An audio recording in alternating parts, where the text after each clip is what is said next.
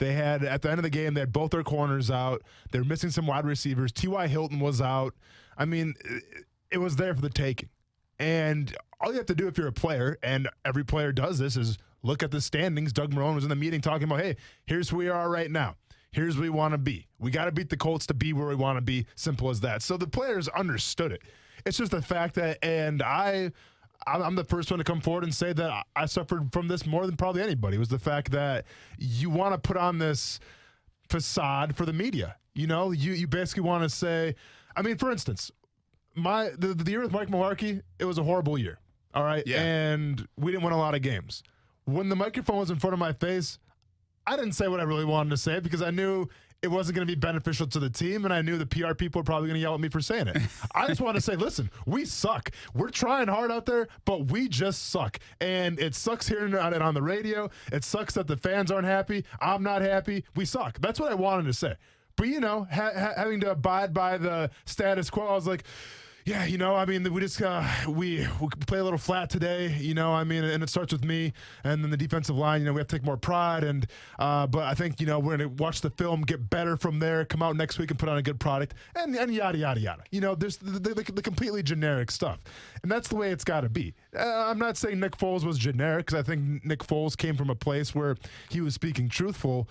But people don't want to hear that. People want to hear the truth, obviously. But at the same time, players aren't going to really come out, at least for the most part, aren't going to come out and speak their minds. Well, that's right. I mean, from a player's I'm not hammering Nick Foles for saying what he said. He's comfortable to say what he says, and he believes what he says, and he's true to that. I think he's genuine in that nature. I'm just telling you the perception of it from the fan base Wednesday before a game and then after the game is totally different. And it's almost like, why can't you feel our pain? Why can't you feel the sense of urgency that we felt in this game? Why can't you feel like the season is probably over now because you guys have lost 2 games? And for a long, long time, I've said this for a long, long time, that I think that's the disconnect between fans and players in every sport. No, it's not the disconnect because Nick Foles does feel the pain. What the fans want is the accountability to be like, yeah, we didn't play a good game. Fans don't want to hear about, well, at least we got our families, at least we got our paychecks, at least we got our, you know, our kids to go home to. Fans don't want to hear that. Fans want to hear, here's what happened, here's what we did wrong, and here's how we have to correct it. Yeah. That's what fans want an explanation. Fans, I mean, if you're a true Jaguars fan, you should understand that the players in that locker room, they're not happy right now. No one likes to lose. Since you're in Pop Warner, you don't like losing football games, all right? It hasn't changed just because you're making millions and millions of dollars now. So from that perspective, the players are feeling the fans' pain, but the fans want the explanations, and maybe they haven't gotten a lot of that. Well, yeah, and they also, but they do want this connection somewhere along the line. I say this a lot. Again, I'm gonna say what I say, and it doesn't necessarily relate to football, but I do think it felt that way in 2017. And I'll take you back because really the biggest fandom I've ever had is being a Red Sox fan. And in New England, the Red Sox were king. You know, it didn't matter about the New England Patriots when I grew up, any of that. It was the Red Sox. It was the disappointment of the Red Sox. It was 86 years without a World Series. It was 1986 Bill Buckner. It was 2003 with a lot of that team assembled. Walk-off home run, Aaron Boone in Yankee Stadium, Game 7 ALCS, denied a chance to go to the World Series. But what I think that moment did for the Boston Red Sox is kind of put them on the same wavelength as the fans. See, new players come in an organization and they feel this year, last year, however long I've been here. Well, fans feel 86 years. Some fans feel 12 years. Some feel 20 years. It's all cumulative to the fans. But to a player, it's not cumulative. You know, Calais Campbell's been here 3 years. He can't put 12 years of awful football together, you know, in terms of a feeling. So what I think happened in like the Red Sox, this is what I believe, in 2004 when they went back out there and they played the Yankees again and they got a little lucky and they were down 3-0, they ended up winning. But there was this connection with the fan base because of the disappointment, the massive disappointment of the year prior, and that team was still kind of together. And then they could kind of relate to the fans. They're like, oh, we get it now. This more than is just your normal loss. This is awful. This is to the Yankees on a walk-off home run, and we were about to go to the World Series, and now we feel the weight of everything. I think the Cubs felt the weight of 100 years of that city because a lot of those players had grown up in Major League Baseball around that for a few years.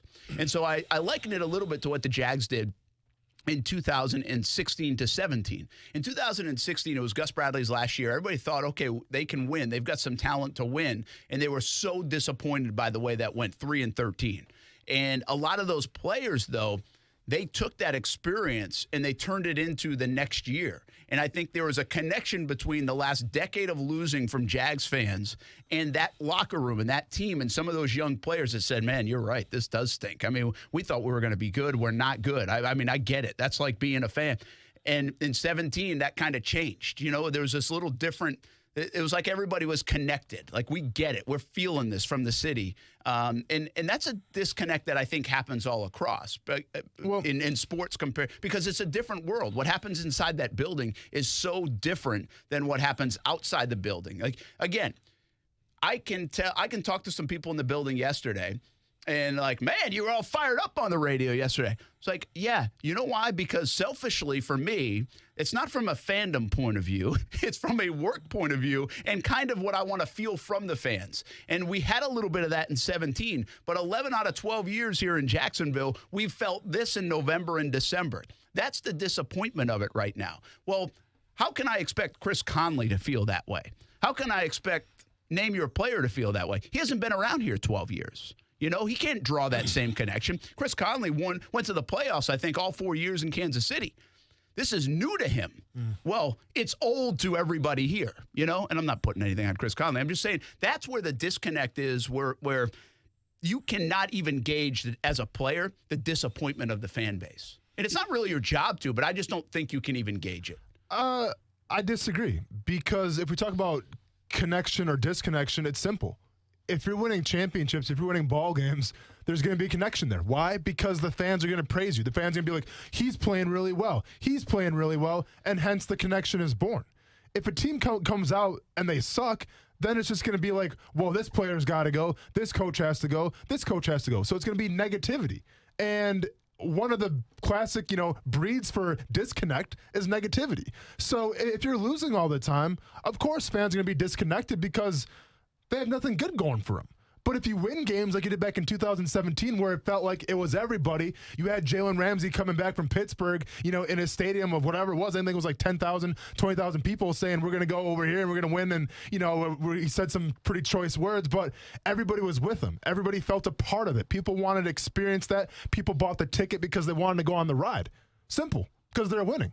When the team's not winning, the fans aren't interested because there's nothing to cheer for. There's no emotion. Well, it's all emotion, but it's all negative emotion, hence the disconnect. But, yeah, what I'm saying, though, is the compound nature of that losing. And the compound nature listen, there's going to be highs and lows. The problem is there haven't been any highs around here other than 2017. Mm-hmm. If you go back at 12 years now, from my time here, there's been 1 year. And so what I also think players realized that year, man, is they could sense it. They went to the grocery store. They went to the mall. They went anywhere, and they did feel that adulation. They were like, holy cow, this city is coming alive. Mm-hmm. This does mean a lot to these folks. I mean, when we win, this means a lot. And you could grasp that. You could sense that. And now all those players that got to experience that, I think now realize what it means when you do win in Jacksonville. And listen, I was in the same boat. I had no idea what this city would be like when the Jaguars won. And I'd been here a decade. Mm-hmm. And then I've told you, I mean, you could kids go to school, they come back, they're talking about it. Everybody's got Jags shirts on. I mean, that's the way it is. But when you haven't done it so much and a lot, I think it just it drains you. But I don't know if it's a drainage that the players can even fully understand because of the compound nature of the losing here in Jacksonville. I think they understand the up and down nature of it. But I think that's where the disconnect between fans are and what the players also have to do. They have to stay focused on 6 more games. The fans have thrown in the towel. The fans have said the season's over. Let's start talking about the draft. Are they going to fire the coach? That's done. I mean, the fans are done. I mean, that's done. The players can't be done. They have to be professional, and they've got a job to do and go out and try to win football games. Yeah, I mean, I guess if the argument is, do the players feel the disconnect and the players, feel down, they absolutely do, right? Because once again, you're playing Pop Warner High School or college, if you're not winning, it's not a good sign because, yes, people come to the stadium, they cheer for 3 hours a day of either a winning product or a losing product. But the players have to go reevaluate themselves, watch that film over and over again, talk about that film over and over again, and then they have to relive it, whether it's with the media or whether it's with the people in public just coming up to them, saying, you guys aren't that good, whatever it is. And I'm not trying to, play a little violin for the players here, because guess what? That's what you get paid for, right? Yeah. That's what you signed up for. But at the same time, to say, the players maybe not feel the disconnect, the players absolutely do feel the disconnect. I felt the disconnect when I played here for 3 years. All right, it was hard towards the end of a couple of those seasons, coming through the gate every single day and trying to be motivated to go out there and play football because you knew how bad it was. So from that perspective, it's one thing to go watch it.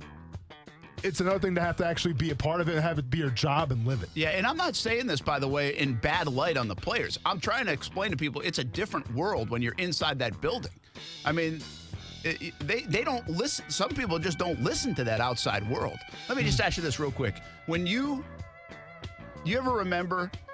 let me ask you on the way back. I'll ask you because we're going to run out of time here. So, and I like to go to break on the music. Yeah, I really like the music, so I want to do that. I'll ask you when we come back, and then we'll get in. We have some other topics to get into too. Lamar Jackson, oh my goodness, and Tua, oh my goodness as well. We'll have Jason Fitz coming up at 4:00, and more Jags talk too. How do they fix it? Because they're running out of time. If they're already not out of time, it's next on ESPN690.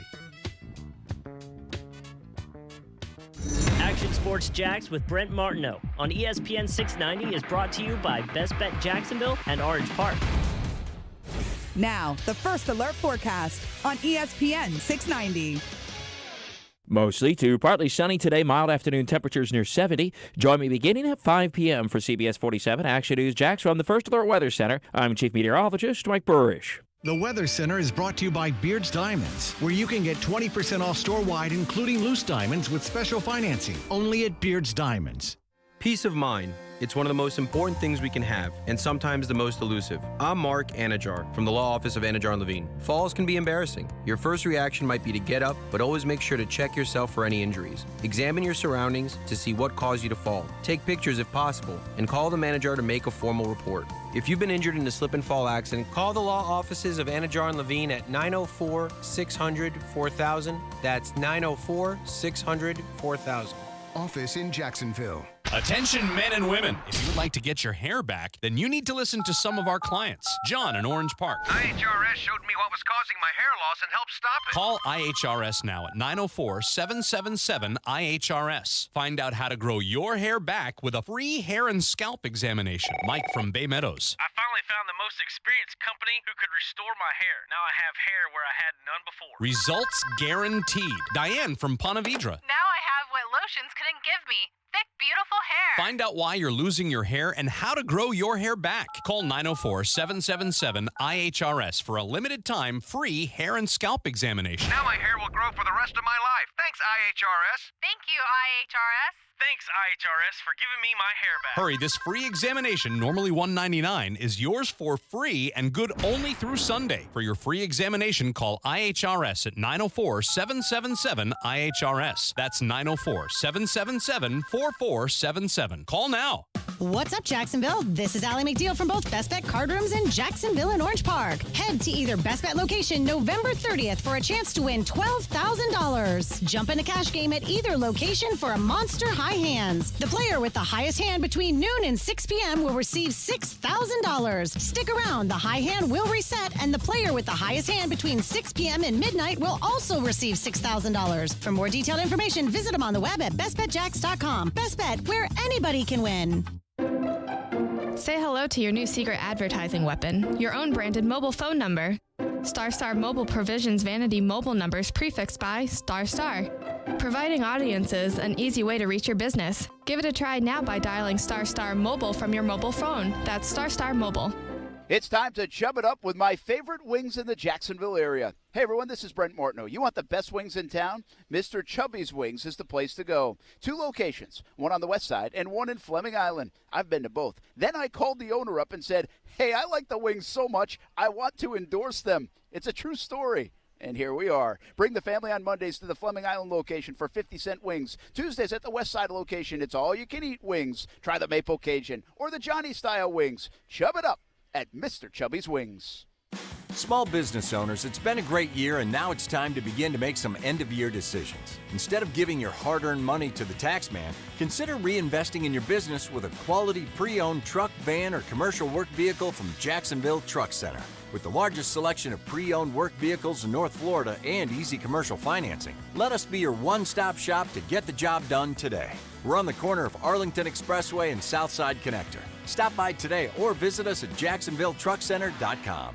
Thanksgiving. It's all about being thankful for the good things in life, huh? Yeah. Hey, boys, I got an idea. How about we start a new tradition by naming the things we're thankful for? Okay, I'll start. I'm thankful that the house we just robbed had a ton of expensive jewelry and fine silverware. Yeah. Oh, and I'm thankful that they had a big blue alarm instead of Safe Touch. Now, why'd you have to mention them? Well, I'm thankful we didn't have to deal with the Safe Touch two-way communicator or their 45-second or less response time. Boss, I'm just thankful that we've decided to stay away from Safe Touch houses, especially now that they have video monitoring. Would you stop? You are ruining my thankfulness. I mean, the best technology and the lowest price. It's just not fair. Hey, boss, pass the cranberry sauce, will you?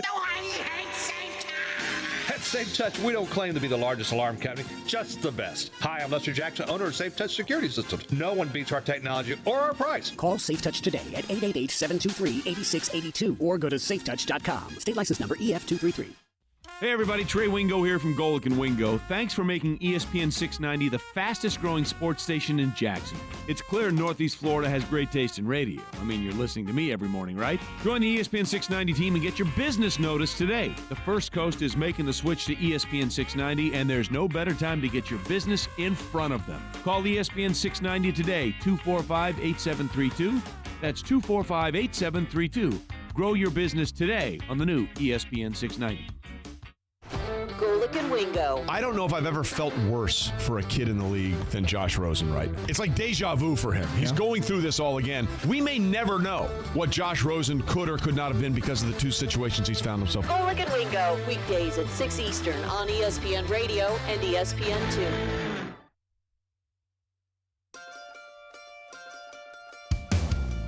Hey, I'm Jay DeMarcus from Rascal Flats, and this is Action Sports Jags. Very tough. Coming off of a bye week, you have this recharged energy that you go into the practice week with, things that we wanted to focus on as a team, offense, defense, and special teams, and go put those things together, and really not the showing that we wanted yesterday on all three phases of the game. Well, that is Chris Conley. Joined us last night for Jags Report Live at Top Golf. Come on out every single Monday night, 7 o'clock on CBS 47. I tell you what, I always say this about these shows, and we're doing a cool show on Thursday, Jaguars All Access, and I think Chris is actually going to join us with Calais, and we're doing it from Mayport on a ship.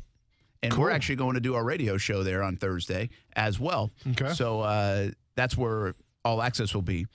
But I always say this, I've done enough of these shows now where the Jags are 4-6, 5-9, those kind of records. Mm-hmm. And I still enjoy doing the shows a lot. Like I really enjoy it. The guys are good. You try. They're very good about answering the questions, all this stuff, and you can still have an energy to you about doing the shows. So, like I always kind of say, I preface it with it's not going to be a funeral. We're going to talk football, try to have a little fun, and that kind of stuff. The only difference is, again, what I've been kind of saying, and what you feel in town now is the buzz potential is gone. That's what it feels like after this game. And maybe they can recapture that. I don't know. But I'm not believing that until I see it. And to me, that's a disappointment because we got a taste of 2017, and 2017 was off the charts. I mean, the buzz in this town was so good, and you just want that, even to some degree, back. And I think that's what you're chasing. That's what I'm chasing. That's what I want. You want to feel that as a fan. You want to feel that. I think the city wants to feel that, and it's really cool. And that's what is fun about winning. So we were talking about before the break, and we'll wrap up this part of the conversation before we get to some answers about how we fix the Jacksonville Jaguars a little. And I guess I'll say it this way. We were talking about a little bit about the disconnect between fans and players, in my opinion. I don't think fans understand that these guys have to go to work the next day and put that game behind them, and their job depends on it, and their future depends on it, and you can't just say, poor me, we're done. I don't think the fans get the cumulative nature of losing. The players. I don't think they get the cumulative feel of the fans losing, unless you've been here a while. Like if you've been here a while now and you've lost a lot, and it's like, oh my gosh, I feel you. This is awful. I get that the players feel losing. Nobody likes to lose. They're ultra competitive. But there's something about the cumulative nature of it in places like Cincinnati and Buffalo and here and Oakland. It beats you down, from a fan perspective, I think. So let me ask you this. And last thing for it. My guess is I want to go back to 2010. Now, you're a rookie, so it's a little bit different. See, and part of the reason I think you told me what you did when 2 and 14 years, you've been through it 3 years now, and you had the disappointment of 2010 late in the season. 2011 wasn't good. You go through the firing of Del Rio. Everything changes. You get Malarkey in there, more expectations, because you get a little bit of a jolt when a new coach comes in, and bam, those expectations go to 2 and 14. And so from that, again, I feel like you can relate a little bit. You're like, you're riding that roller coaster as a player, just like the fans are. But let me take you back to 2010. You guys are 8-5, right? Yeah. And you've got to win basically a game, it feels like, somewhere down the stretch. You lose 3 in a row. But what I want to ask you about is that time of year in the NFL, everybody knows it ramps up and everything becomes more important, especially unless you're like 12-2, Sure. Or 2 and 12, and but everybody realizes it's late in the year, and you kind of get a little bit extra rush, so putting that coat at the gate, and you're like, man, we got some work to do. We got to win. Yeah. I mean, how much could you feel that? I guess is like we've got to win this game. Yes, we want to win every week, but this feels different. We need a win. There's an urgency about this one, and you could tell it in the building. You could tell it in the meetings. You get that vibe, the energy, even though it's late in the season and you're hurting. It doesn't matter. You're running on adrenaline. Is there a sense of that for a player? Yeah, I mean, of course, especially if you're in playoff contention, things get amped up a little more, and as they should. So to answer your question, yes, it does have a different vibe. Maybe you stay after a little longer. Maybe you get to work a little earlier. Maybe you sit in the cold tub for an extra 10 minutes just to, try to get your body back. I mean, yeah, you do all these things because you realize that the season, the playoffs, they're all on the line. Those are important. From my perspective, though, I think it's important, and I'm not saying I had a lot of this. I noticed a little bit with some of the teams that I was on. I think that a good way to go about it is the fact, like, if you're a head coach, it's your job to not have those, those ebbs and flows, to not have those peaks and valleys. You're supposed to stay consistent, right? So whether it's game 1 or game 16, I think it's beneficial to be like, all right, guys, it's another game. Let's approach it like it's just a 1-week season. Let's focus on the task at hand, and then let's go from there. And I think a lot of times where people have the destination in mind, but they're not focused on, the task at hand, right? Where it's like, we want to go to the Super Bowl. We want to go to the Super Bowl.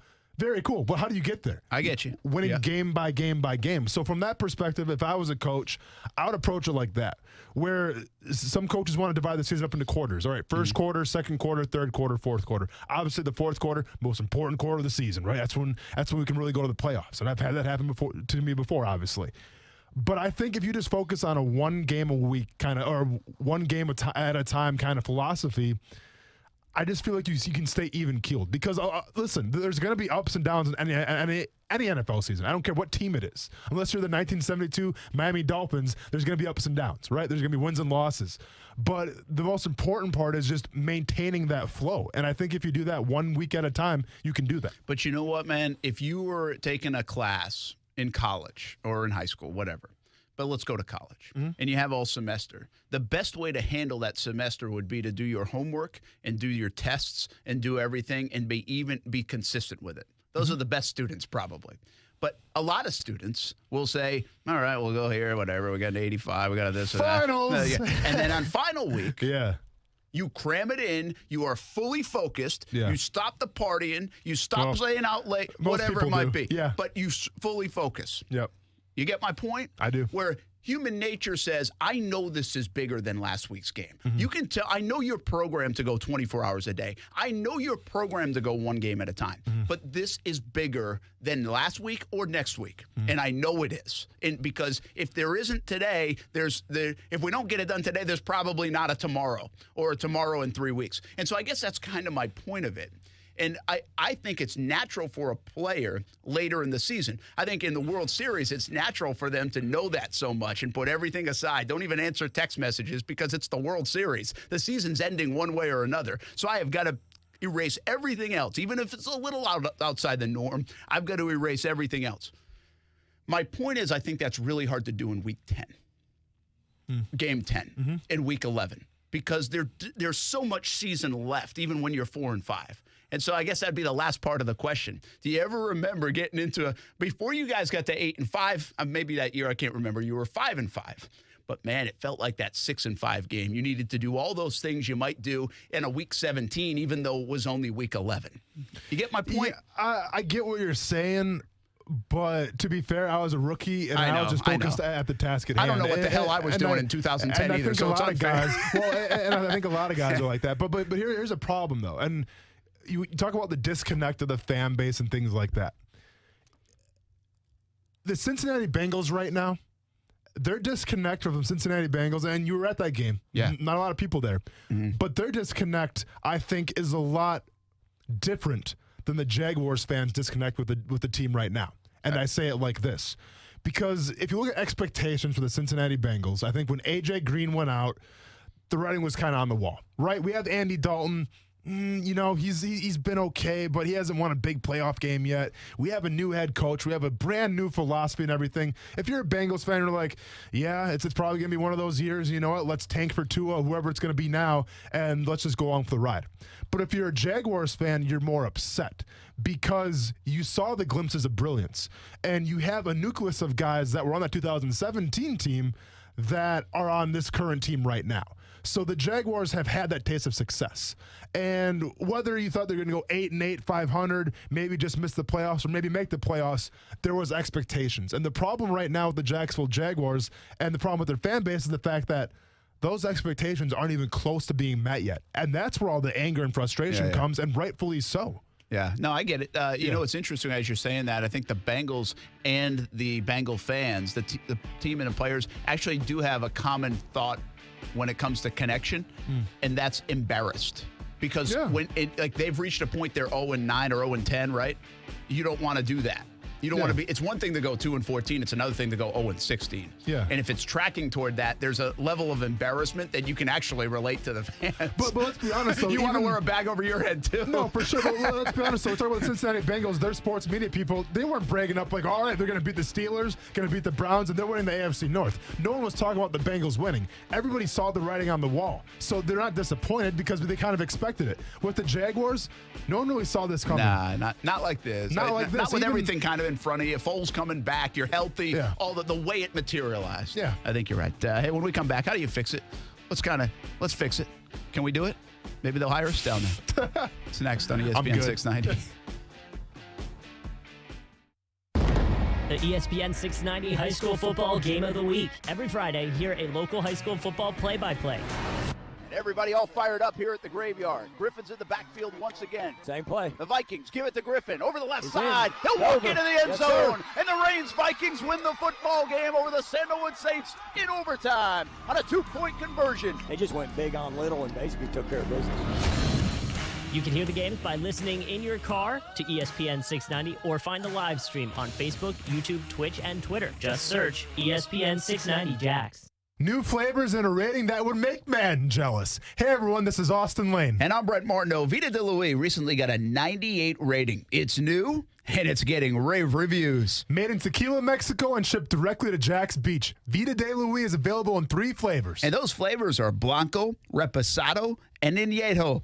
Try all 3. Make your own recipes with Vita de Louis Tequila, one of the smoothest tequilas you will ever taste. For merchandise and more, visit VitaDeLouis.com. The holidays are on the horizon, and that means family and food. Hey, everybody, I'm Brett Martineau. Let Renna's Pizza help you out. Parties at school, parties at work, celebrations, or hey, maybe you're just tired of cooking yourself. Renna's has you covered with 5 locations in Northeast Florida. Want a fresh one? Renna's makes everything fresh. New York-style pizza, sandwiches, salads, pasta dishes, everything fresh. Find out why Renna's has been a family favorite for over 40 years. 5 locations in Northeast Florida, Marsh Landing, Bay Meadows, Argyle Forest, San Jose, and the newest location in Neptune Beach. Pop quiz. If you sell a home for $500,000, how much would a traditional real estate agent charge in commission? If you guessed $25,000 to $30,000, you're right. But if you think that's the only way, you're wrong. This is why thousands of homeowners are making the switch to Rex. With Rex, you get a dedicated agent and a full-service experience at a fraction of the cost. Rex uses game-changing technology to cut out the middleman and save homeowners tens of thousands of dollars in fees. See if you qualify by calling 833-REX-HOME. Remember, this is your home. Why give an insane amount of equity away to an agent? Rex offers the lowest fee in the industry without skimping on service. You'll work with an experienced real estate team with you every step of the way. Get the most out of your home. See if you qualify by calling 833-REX-HOME. 833-REX-HOME. Florida, CQ 1057788. Minimum fee may apply. Not licensed in all 50 states. Visit rexhomes.com to see if Rex is available in your area. Rex fully supports the principles of the Fair Housing Act and Equal Opportunity Act. Attention men and women. If you would like to get your hair back, then you need to listen to some of our clients. John in Orange Park. IHRS showed me what was causing my hair loss and helped stop it. Call IHRS now at 904-777-IHRS. Find out how to grow your hair back with a free hair and scalp examination. Mike from Bay Meadows. I finally found the most experienced company who could restore my hair. Now I have hair where I had none before. Results guaranteed. Diane from Ponte Vedra. Now I have what lotions couldn't give me. Thick, beautiful hair. Find out why you're losing your hair and how to grow your hair back. Call 904-777-IHRS for a limited time free hair and scalp examination. Now my hair will grow for the rest of my life. Thanks, IHRS. Thank you, IHRS. Thanks, IHRS, for giving me my hair back. Hurry, this free examination, normally $199, is yours for free and good only through Sunday. For your free examination, call IHRS at 904-777-IHRS. That's 904-777-4477. Call now. See, very intrigued by the Dan Le Batard Show on ESPN Radio. How have binoculars and just the general discomfort that comes with using binoculars, how have we not improved that? The Dan Le Batard Show with the Stuttgarts on ESPN Radio and ESPN News.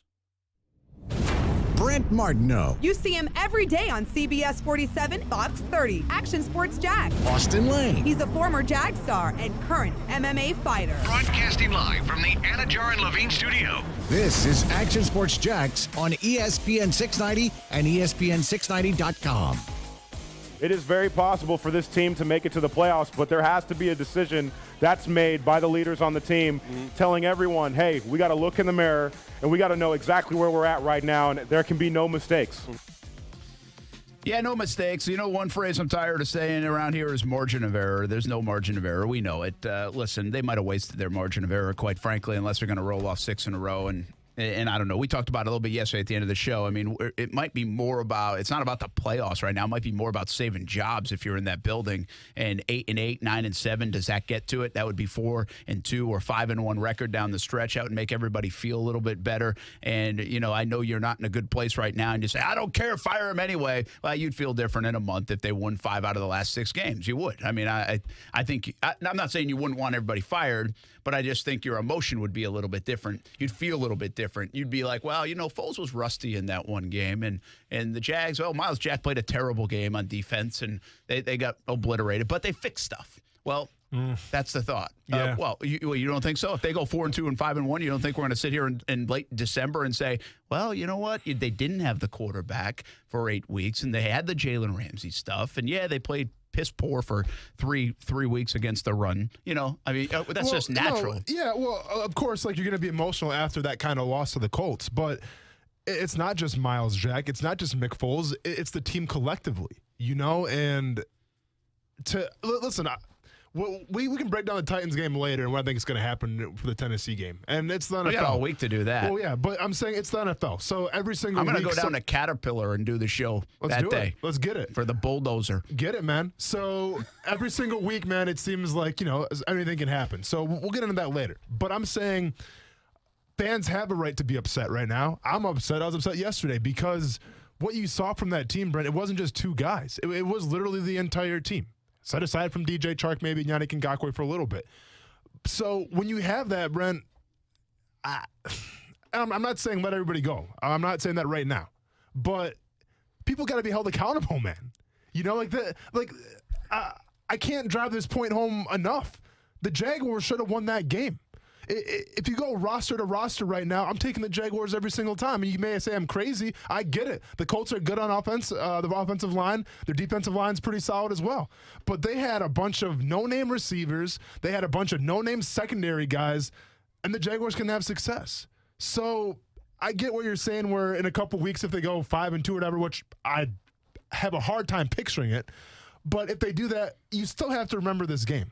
Like, this game should stick with Jaguars fans, regardless of how the team does the entire season. This game against the Colts needs to stick with and leave a bad taste from out the whole season. That's fine, but what I'm telling you is there's emotion that gets involved in this stuff, and decisions are even sometimes made on emotion, and the fan emotion really factors in as well. And if they win 4 out of the next 6 or 5 out of the next 6, and again, I'm not saying they are, I'm just saying there's an if, then the emotion of that will feel different in totality. And we do forget. I mean, we do forget. Yeah, to me, you know, listen, I thought the changing point last year was the Kansas City Chiefs game. But if for somehow the Jaguars would have rallied at any point in the season in the last 6 games of the year or 7 games of the year, you would have felt differently about a lot of things, you know, potentially. I think that's the way it goes. Yeah, I mean, if any team wins like their last 5 games, of course there's going to be a different feeling. But I don't think they have the team to do that right now from what I've seen on paper. Well, okay. So this is great. This is a good point. So how do we fix it, right? If you're going down there right now and you're going to go – we have a meeting right now with Doug Marrone and John DeFilippo and Todd Wash and the captains of that football team. We think the roster's okay. I mean, I know I've said on this show, I think the roster's a decent roster. We went through that whole show where we said, I don't see eyesores outside of the tight end position, and that has certainly played out that way. But I also don't sit here and tell you they are 4-6 because they don't have a stud tight end. Could that have helped them along the way? Absolutely. But I also don't sit here and tell you that that's why they're 4-6. Sure. So, you know, their quarterback position, they like both quarterbacks that they have. Their running back position, he's been one of the best. Their offensive line, we can debate, but they gave up 2 sacks and 47 snaps, and they passed the ball way too much. That was more on the offensive coordinator, I think, than it was on the line. DJ Chark has shown obviously a great season. The other guys, now they're starting to kind of fall back. You know, when we did this thing 3 or 4 weeks ago, we said, hey, D.D. Westbrook and Chris Conley was coming off a 100-yard game, and now you're like, well, wait a minute, maybe they don't have as much on the outside. So bottom line is, I believe, and what we said weeks ago, is I think they have a solid roster with some good players on it, and they need more very good players. They need a few more very good players to kind of make this maybe a really good roster. Do you feel differently about that? Or were we wrong about that? Did they not? Is that offensive line really not that good? And maybe 3 of them need to go. Is Miles Jack not really that good? Shouldn't have been paid.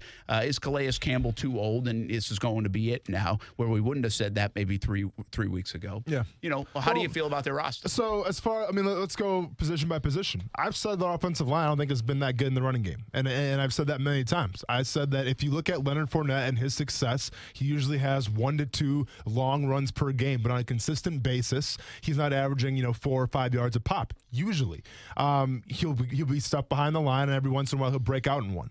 And he breaks out in them when they set up the pass when they set up the run with the pass. So, do I think the offensive line is good in the run game? No, I really don't. I think their offensive line is a liability in the run game from what I've seen so far.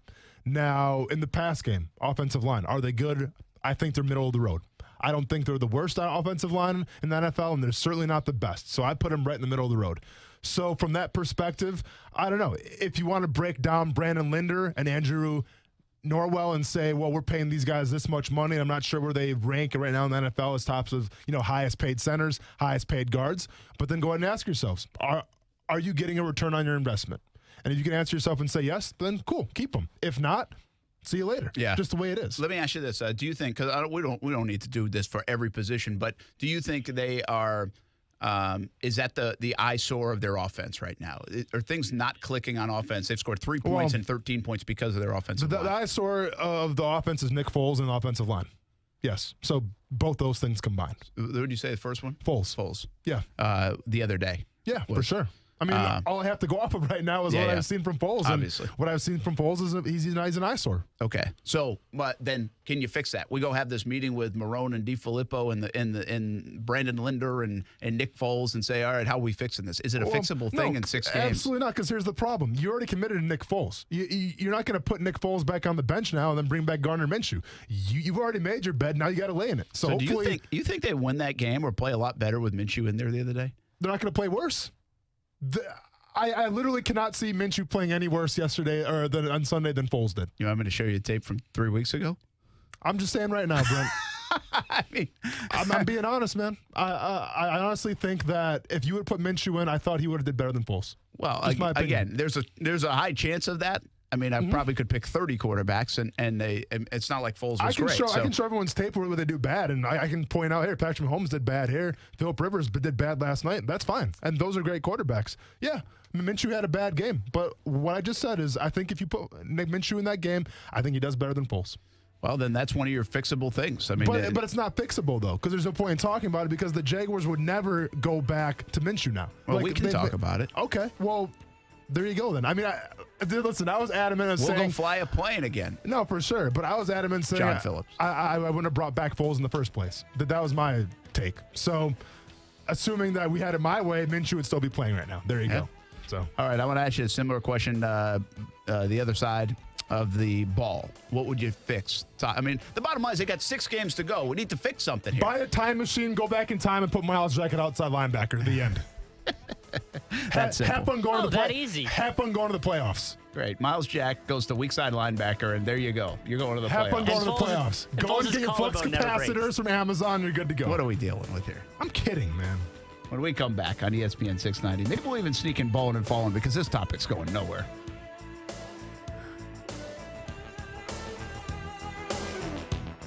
It's Golick and Wingo. The Texans as an organization haven't done a great job of building an offensive line. They haven't been able to sort of address the position. They get somebody coming in that they have proof of concept on. They know exactly how good they can be. Yes, they give up assets to do it, but the key to the Texans right now is they've got to look at the window and say, hey, no Andrew Luck means this is our division for the taking. They weren't going to find a better player in the draft next year if they wanted a left tackle. You're waiting around too long and reacting. Golick and Wingo, weekday mornings at 6 Eastern on ESPN Radio and ESPN2. We're local, you're local, shop local. This holiday season, shop local retailers right here in the 904. When you shop local retailers, you're making an investment in our own community. Shop the 904. Powered by Cox Media Group. If only Toyotathon was good on used cars, too, huh? Wait just a minute. It is. Toyotathon is on, even on used, when you shop at Arlington Toyota. With over 400 pre-owned on the lot every day and 60 vehicles priced at under $12,000, you know where you're going to find the ride that's just right. It's at Arlington Toyota. Did you know with every pre-owned purchase at Arlington, you join the club, the Arlington Toyota $5,000 Advantage Club? It's filled with savings, benefits, and rewards to take your Arlington purchase to the next level. Just think about it. When you buy pre-owned from Arlington, you get Toyotathon savings even on used, plus the Arlington Toyota $5,000 Advantage Club, plus top dollar for your trade, plus same model year cars, trucks, and SUVs. So I gotta ask you, what are you waiting for? It's time to save at Arlington. Toyotathon is on, even on pre-owned when you shop at Arlington Toyota, 10939 Atlantic Boulevard, and online anytime at arlingtontoyota.com. Hey, boss, pass the peanut butter, will you? Here. You know, I still can't believe we're eating PB&J for dinner. Well, times are tough for us crooks. I mean, we can't find any houses to rob because they all have Safe Touch security signs. Ugh, just pass the jelly, will you? Cheer up, boss. 'Tis the season to be thankful. I'd be thankful if I had earplugs. Now pass the jelly. No, think about it, boss. Since we stay away from Safe Touch houses, we never have to worry about that 45-second or less response time or the two-way communicators. I'm thankful for that. So what are you thankful for? I'd be thankful if Lester Jackson moved to Alaska and took Safe Touch with him. Hey, you used up all the jelly. What? Oh, sorry, boss. Here, you want a bite of mine? Oh, I hate Safe Touch! Crooks know to stay away from Safe Touch houses. Hi, I'm Lester Jackson, president of Safe Touch Security Systems.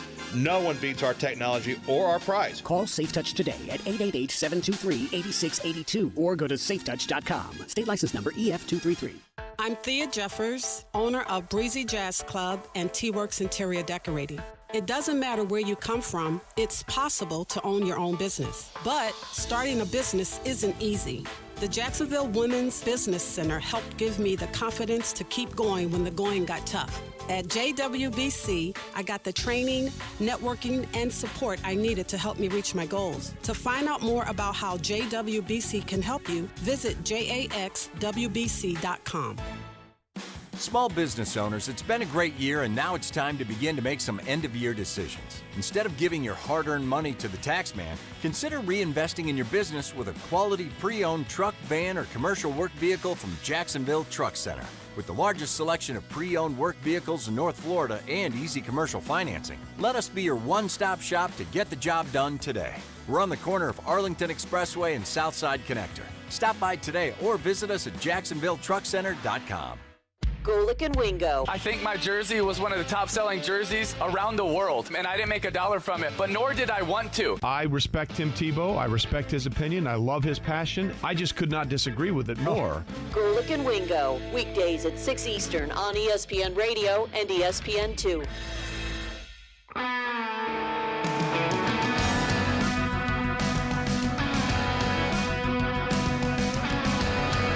Hey everybody, Trey Wingo from Golick and Wingo. You're listening to Action Sports Jacks with Brent Martineau and Austin Lane on ESPN690 and ESPN690.com. We had a really good week of practice and work, and when it don't show out on the field, it's upsetting, but you just have to watch the film, see what you can do better. That's DJ Chark. He's been unbelievable. He's on pace for over 1,000 yards and then some. He's got 8 touchdown catches.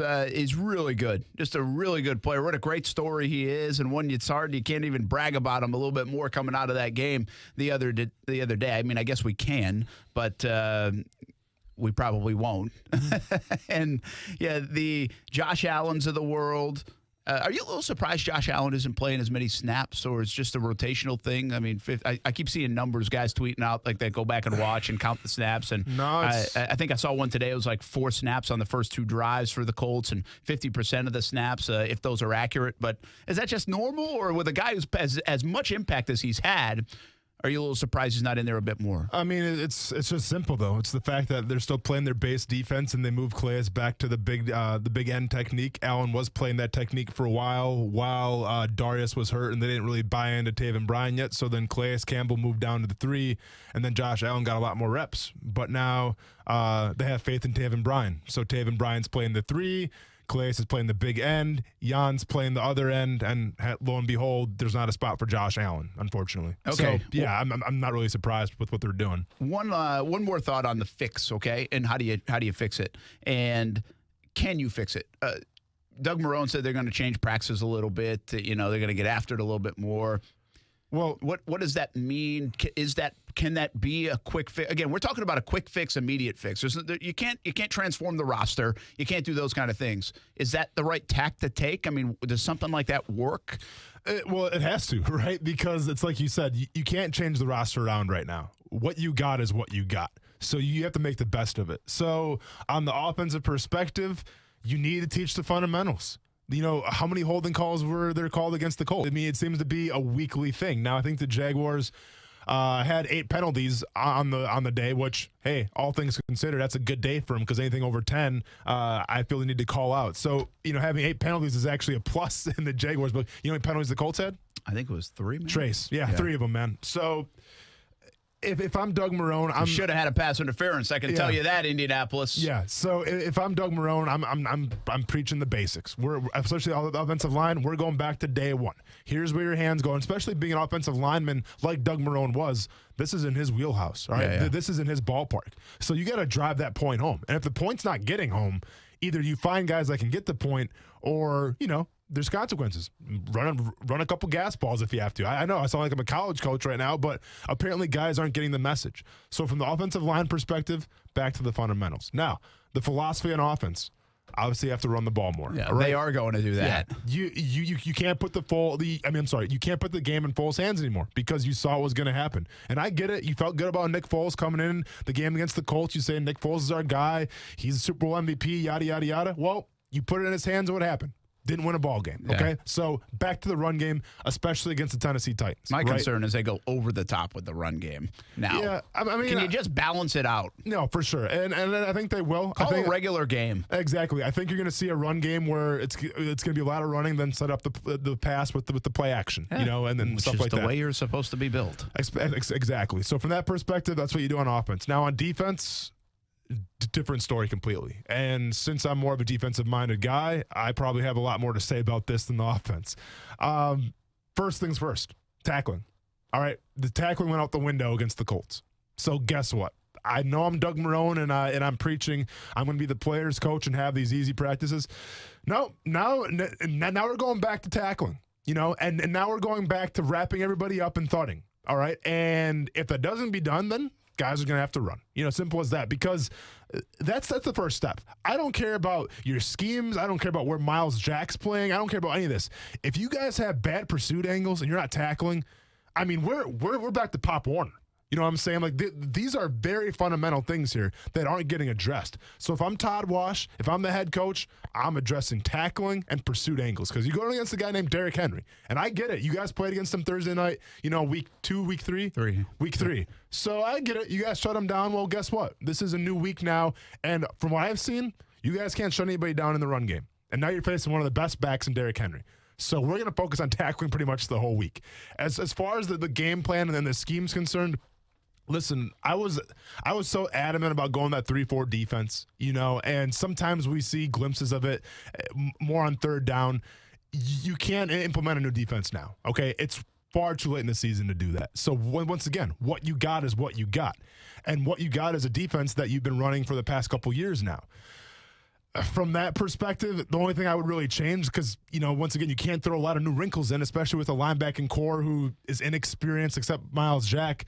If I'm throwing new wrinkles in, I'm blitzing more, and that's something we talked about after the bye. But besides that, there's not much more you can do. What about, you said tackling, but what about like the gap integrity that everybody says, gap integrity? Fundamental. But how do you practice that? I mean, do you just show film? You show film, obviously. But, you just go through – if you have to walk through it for an extra 2 hours, if guys have to stay after practice to get their steps down, because that was my biggest problem my rookie year, was in the run game is I would always false step. And it started to be an issue. Now, the casual person could watch me and be like, I didn't see a false step there, right?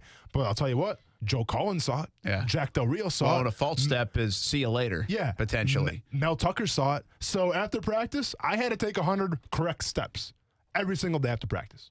That took me about, realistically, an extra 20, 30 minutes. Guess what? That sucks, because now everyone's in the cold tub. It's filled up, and I'll have to wait to get my turn. Now everybody's getting ice, and I have to wait to get my turn. So there are things that have to be done. But I'm saying... seriously, what else were you doing? You're like 23 years old. Were you going to go home and play video games? I was actually Call of Duty for sure. Call of Duty. What the heck else are you doing? And I had a nightlife, wink, wink. So from that perspective, though, Brent, it's the fundamentals, right? And... that's what gap integrity is, okay? Joe Collins said this, and I share this philosophy. Now, granted, we didn't agree on a lot of things, but I do agree on this. I can take 5 people on the street or 4 people on the street, bring them in, and I can teach them how to play the run. Because playing the run, it's all about mentality, and it's all about discipline. And right now, the Jaguars on the defensive front, they do not have the mentality, and they do not have the discipline. And guess what? Those can be coached. So guess what? Coach them. Yeah, I like that. And I also will say you can work on your craft a little bit more than maybe you're working on your craft.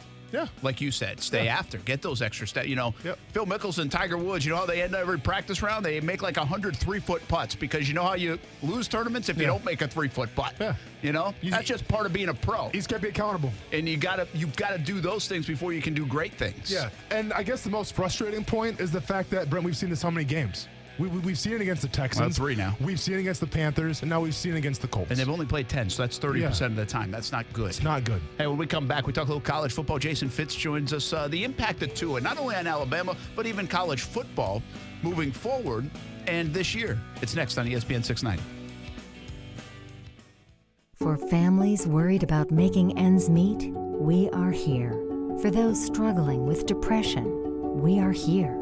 We're also here to protect kids in crisis, assist students, and help our seniors. We're Jewish Family and Community Services, and we've been here offering support to people of every age, race, and religion for more than a century. Jewish Family and Community Services, here for all, here for Jags. Learn more at hereforjags.com.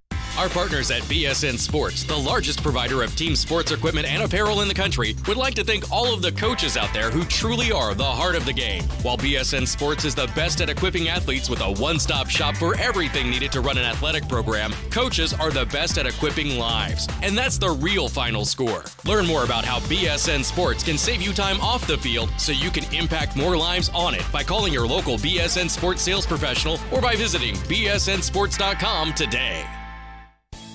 It's time for some straight talk. You know those football players who are all talk, no show? Well, big wireless carriers aren't much different. Well, Straight Talk Wireless doesn't give you the hype, just the savings. For just $45 a month, you'll get the unlimited plan with 25 gigs of high-speed data, then 2G. No contract. All on the same 4G LTE networks as the big guys, but up to half the cost. Savings delivered right to your wallet. Only at Walmart. Savings may vary. See terms and conditions at straighttalk.com. At the 1955 Rose Bowl, Goodyear began providing stunning aerial coverage of college football, forever changing the way the game is experienced. In recognition of its significant contribution, the Goodyear blimp is being inducted into the College Football Hall of Fame as an honorary member. It's the first non-player or coach to ever be inducted. Goodyear is celebrating this honor by reminding you to look forward and make sure you're prepared for the road ahead. Discover more at Goodyear.com. Goodyear, more driven. WOKV Jacksonville. Listen live everywhere you go on ESPN690.com. ESPN690, a Cox Media Group station. ESPN Radio Sports Center.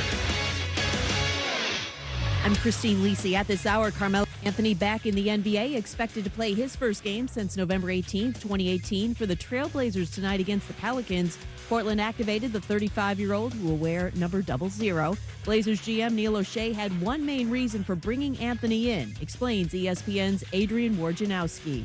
Getting somebody in that locker room and on the court that command the respect of Damian Lillard, C.J. McCollum, and they've struggled in fourth quarters, and he knows that having Melo on the court is going to give confidence to Lillard, to McCollum when the doubles come for them. That they'll give them, they're going to feel comfortable about giving him the ball. Portland guard Damian Lillard will miss his first game of the season tonight due to back issues. Woj reporting there's a chance Clippers star Kawhi Leonard returns tomorrow night against the Celtics. He's missed the last 3 games with a left knee contusion. The team does not believe the injury is longer than a day-to-day issue. Retired Patriots tight end Rob Gronkowski told ESPN's Mike Reese he has not ruled out a return to the NFL, but it will not be in 2019. Vivid Seats, the top ticket source for the live events you crave, now has a loyalty program that allows fans to earn credit back. Go to the App Store or Google Play, download the Vivid Seats app, and enter promo code ESPN25 for 10% off your next order.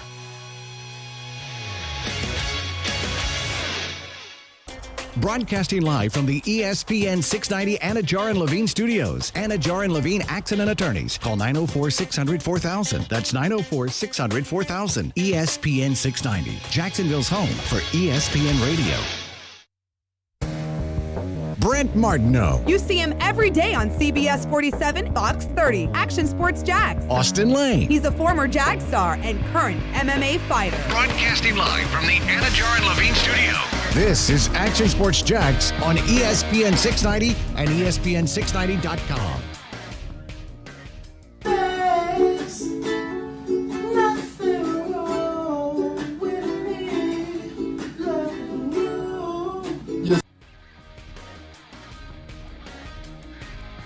You know what that was? Tua? That was Tua. Oh, I hopped up on those pain pills feeling extra good, man. So let me go and get my ukulele out there. Singing and strumming. What was the song? That I don't know. All right. You're asking the wrong guy. Yeah, that's a good point. You are asking the wrong guy. Maybe we can ask this guy. Maybe he knows what song it is. He knows probably how to play that ukulele a little bit. Let's welcome in Jason Fitz from ESPN. Play a ukulele at all? No ukulele, but, I heard, by the way, there's not going to gloss over this. I heard that I need to fight somebody about the Wendy's spicy chicken sandwich. Oh, sorry to come back at you. Sorry to remind you of that a week ago. That was so long ago. This was all Austin, by the way, and feel free to fight him. Okay, Jason. I mean, but here's the thing, Austin. Remember, at the end of the day, like, all I got to do is get one hit in, and all of a sudden you got hit by a fiddle player. And if you beat me up, all you did was beat up a fiddle player. You get no street cred. I get all the glory here. I'm liking it. I'm liking it. So what you're saying is it's kind of like a lose-lose situation for me because there's nothing in it for me. So with that being 100%. said, I'm not going to fight you. I'm just going to be like, no. But this is Florida playing Georgia Southern right now. Exactly, that's what this is. Exactly. There is no win-win here. But so Jason, all right. So obviously you may have heard the results a little bit, and I'll be truthful. You know, I'm not going to sugarcoat anything. I'm going to tell you what the trial was. Basically, we had, 3 spicy, 3 original chicken sandwiches. We had to put them in the microwave. Now, did the Wendy's chicken sandwich maybe lose a couple points because there was lettuce on it, and maybe when you microwave lettuce, it doesn't turn out that good? Possibly, okay? That was against the Wendy's chicken sandwich. But I'll be honest, man. It was a very flat patty, not a lot of substance, not a lot of girth, so we had to go with the Popeyes chicken sandwich, unfortunately. And I apologize if I offended you. Just the way it is. Well, man. you know what? We've learned something today. We've learned that you have restraint and that I'm obviously the little guy that walks into every bar and just starts running my mouth because I know I'm writing checks I can't cash. So, I'm fully aware of it. I'm just going to, just know next time I'm down hanging out there, we're going to get a second opportunity at it. We're going to get it right for you because there's no way. There's just no way. It had to. Somebody somewhere had to screw the whole process up. Dude, I mean, probably we can go to Wendy's, or we just go back to like any grade school lunch and just get a chicken sandwich from there because it tasted like the same thing. All right, it's a thin chicken patty, and that's all it had going for it. A little mayo. It reminded me of a school lunch that I had back when I was like 8 years old. We're going to fix this. You have been wronged. This is an injustice that I will fix. I'll fix it somehow, some way. Just trust me when I come in with the chicken sandwich, and it'll be a delight. I don't know how this happened, but I'll make it up to you on behalf of Wendy's everywhere. Jason, I'm just saying there's a reason why the sign on Wendy's says old-fashioned hamburgers and not really good chicken sandwiches, okay? Just remember that. You know what? There's a sage piece of life advice a long time ago. A buddy of mine was at IHOP, and he got the country fried chicken, and I said, how is it? And he said, there's a reason they don't call it International House of Country Fried Chicken. So maybe you're on to something. That's what I always find. I say that to people who go to the Olive Garden, right? Yeah. And they get fish. Oh, yeah. And it's like, you go to the Olive Garden to get that's fish. That's like playing Russian roulette, man. It might be fine, but you don't go to Olive Garden to get fish, do you? People got a death wish. And by the way, you can tell Austin's new at this game. I mean, we'll take the Wendy's sponsorship any day of the week. We got to start being a little bit nicer here. No, man, I'm going to always tell it like it is because that's who I am, Brent. I'm not going to bow down to any single sponsor. Oh, gosh. I would never do something like that. But if you guys want to talk about how great the Junior Bacon Cheeseburger is, no problem. Dude, I already told you, man, the Baconator, let's go. I'm on board. Just the chicken sandwiches didn't do it for me. This segment, weekly, brought to you by Wendy's. Hey, Jason, the big story in college football is Tua. Obviously, that was an awful injury. We had so much Jag stuff, we didn't even spend a lot of time on this yesterday. But bad injury. It looks like, the comparisons to Bo Jackson and all that, those are premature, it sounds like, from the doctors and the way people are talking in Tuscaloosa, which I kind of wondered about twofold. One, how similar is it? And two, how much has kind of modern technology and medicine and all that kind of stuff changed, even though the body probably hasn't changed since Bo Jackson was playing. But in the grand scheme of things, this is a big blow, obviously, to Alabama, but I think a big blow to college football for the remainder of 2019. It's one of the personalities and obviously great players in college ball. Oh, you're right about that. And, now, absolutely, by the way, this is different than Bo Jackson from what doctors are saying right now. Is part of the reason is that Bo didn't realize the damage that was being done to his hip, so he tried to continue working it and playing it. That's part of what eventually caused the bone essentially to die. Now, that isn't the case with Tua, and they say it's a successful surgery, but, this is a loss on a lot of levels, obviously for Alabama right now, for college football, for the Heisman conversation, and then even for organizations like the Dolphins that many have thought were tanking for Tua. Now they're going to have to look at somebody that's had 2 major procedures on his ankle and a major procedure on his hip that may or may not be ready. We don't have a time frame yet. So the ramifications of this are severe for all football, all levels of it, all across the board. And it's the worst case scenario that you could possibly have, and a reminder of the risk these kids put themselves under every single time they take a snap in a game, and it's unfortunate. Jason, if you're the college playoff committee here and you're voting your 4 teams, and let's say maybe Alabama runs the table, I mean, does that Tua injury, does that go into any kind of voting of if they do make the playoffs or not? Or, let's take Alabama out of it. Let's just say any team. Does any team that's in the top 4 right now, say they have a major blow at the quarterback position, the most important position on the field. If they lose their quarterback for the season, does that playoff committee go like, well, they're a good team, but they just lost their quarterback, let's go someplace else? Yes. I mean, and the committee is told to factor in injuries in their decision on how games look, but everybody will use the instance a few years ago of Ohio State going into the playoffs on a third string quarterback. The thing is, the rest of your team has got to be so incredibly dominant that there's no question about it. And that's why I'm really interested to see what the committee does tonight, because I have a hard time if the committee's been telling us, and look, we can disagree with the committee all day long, but they've been telling us that Oregon and Utah are great football teams. Not good football teams, great football teams, because they've kept them above the Minnesotas of the world as they've won. So they're telling you that the Pac-12 has a couple of great football teams there that are set up for a matchup for the Pac-12 championship. I have a hard time, if you believe that Oregon and Utah are that good, explain to me how you believe that Alabama, with Mac Jones as their quarterback, is going to be able to compete. I don't think they can. And ultimately, this is the risk you take when you don't play a great schedule. You don't have a lot of wins out there.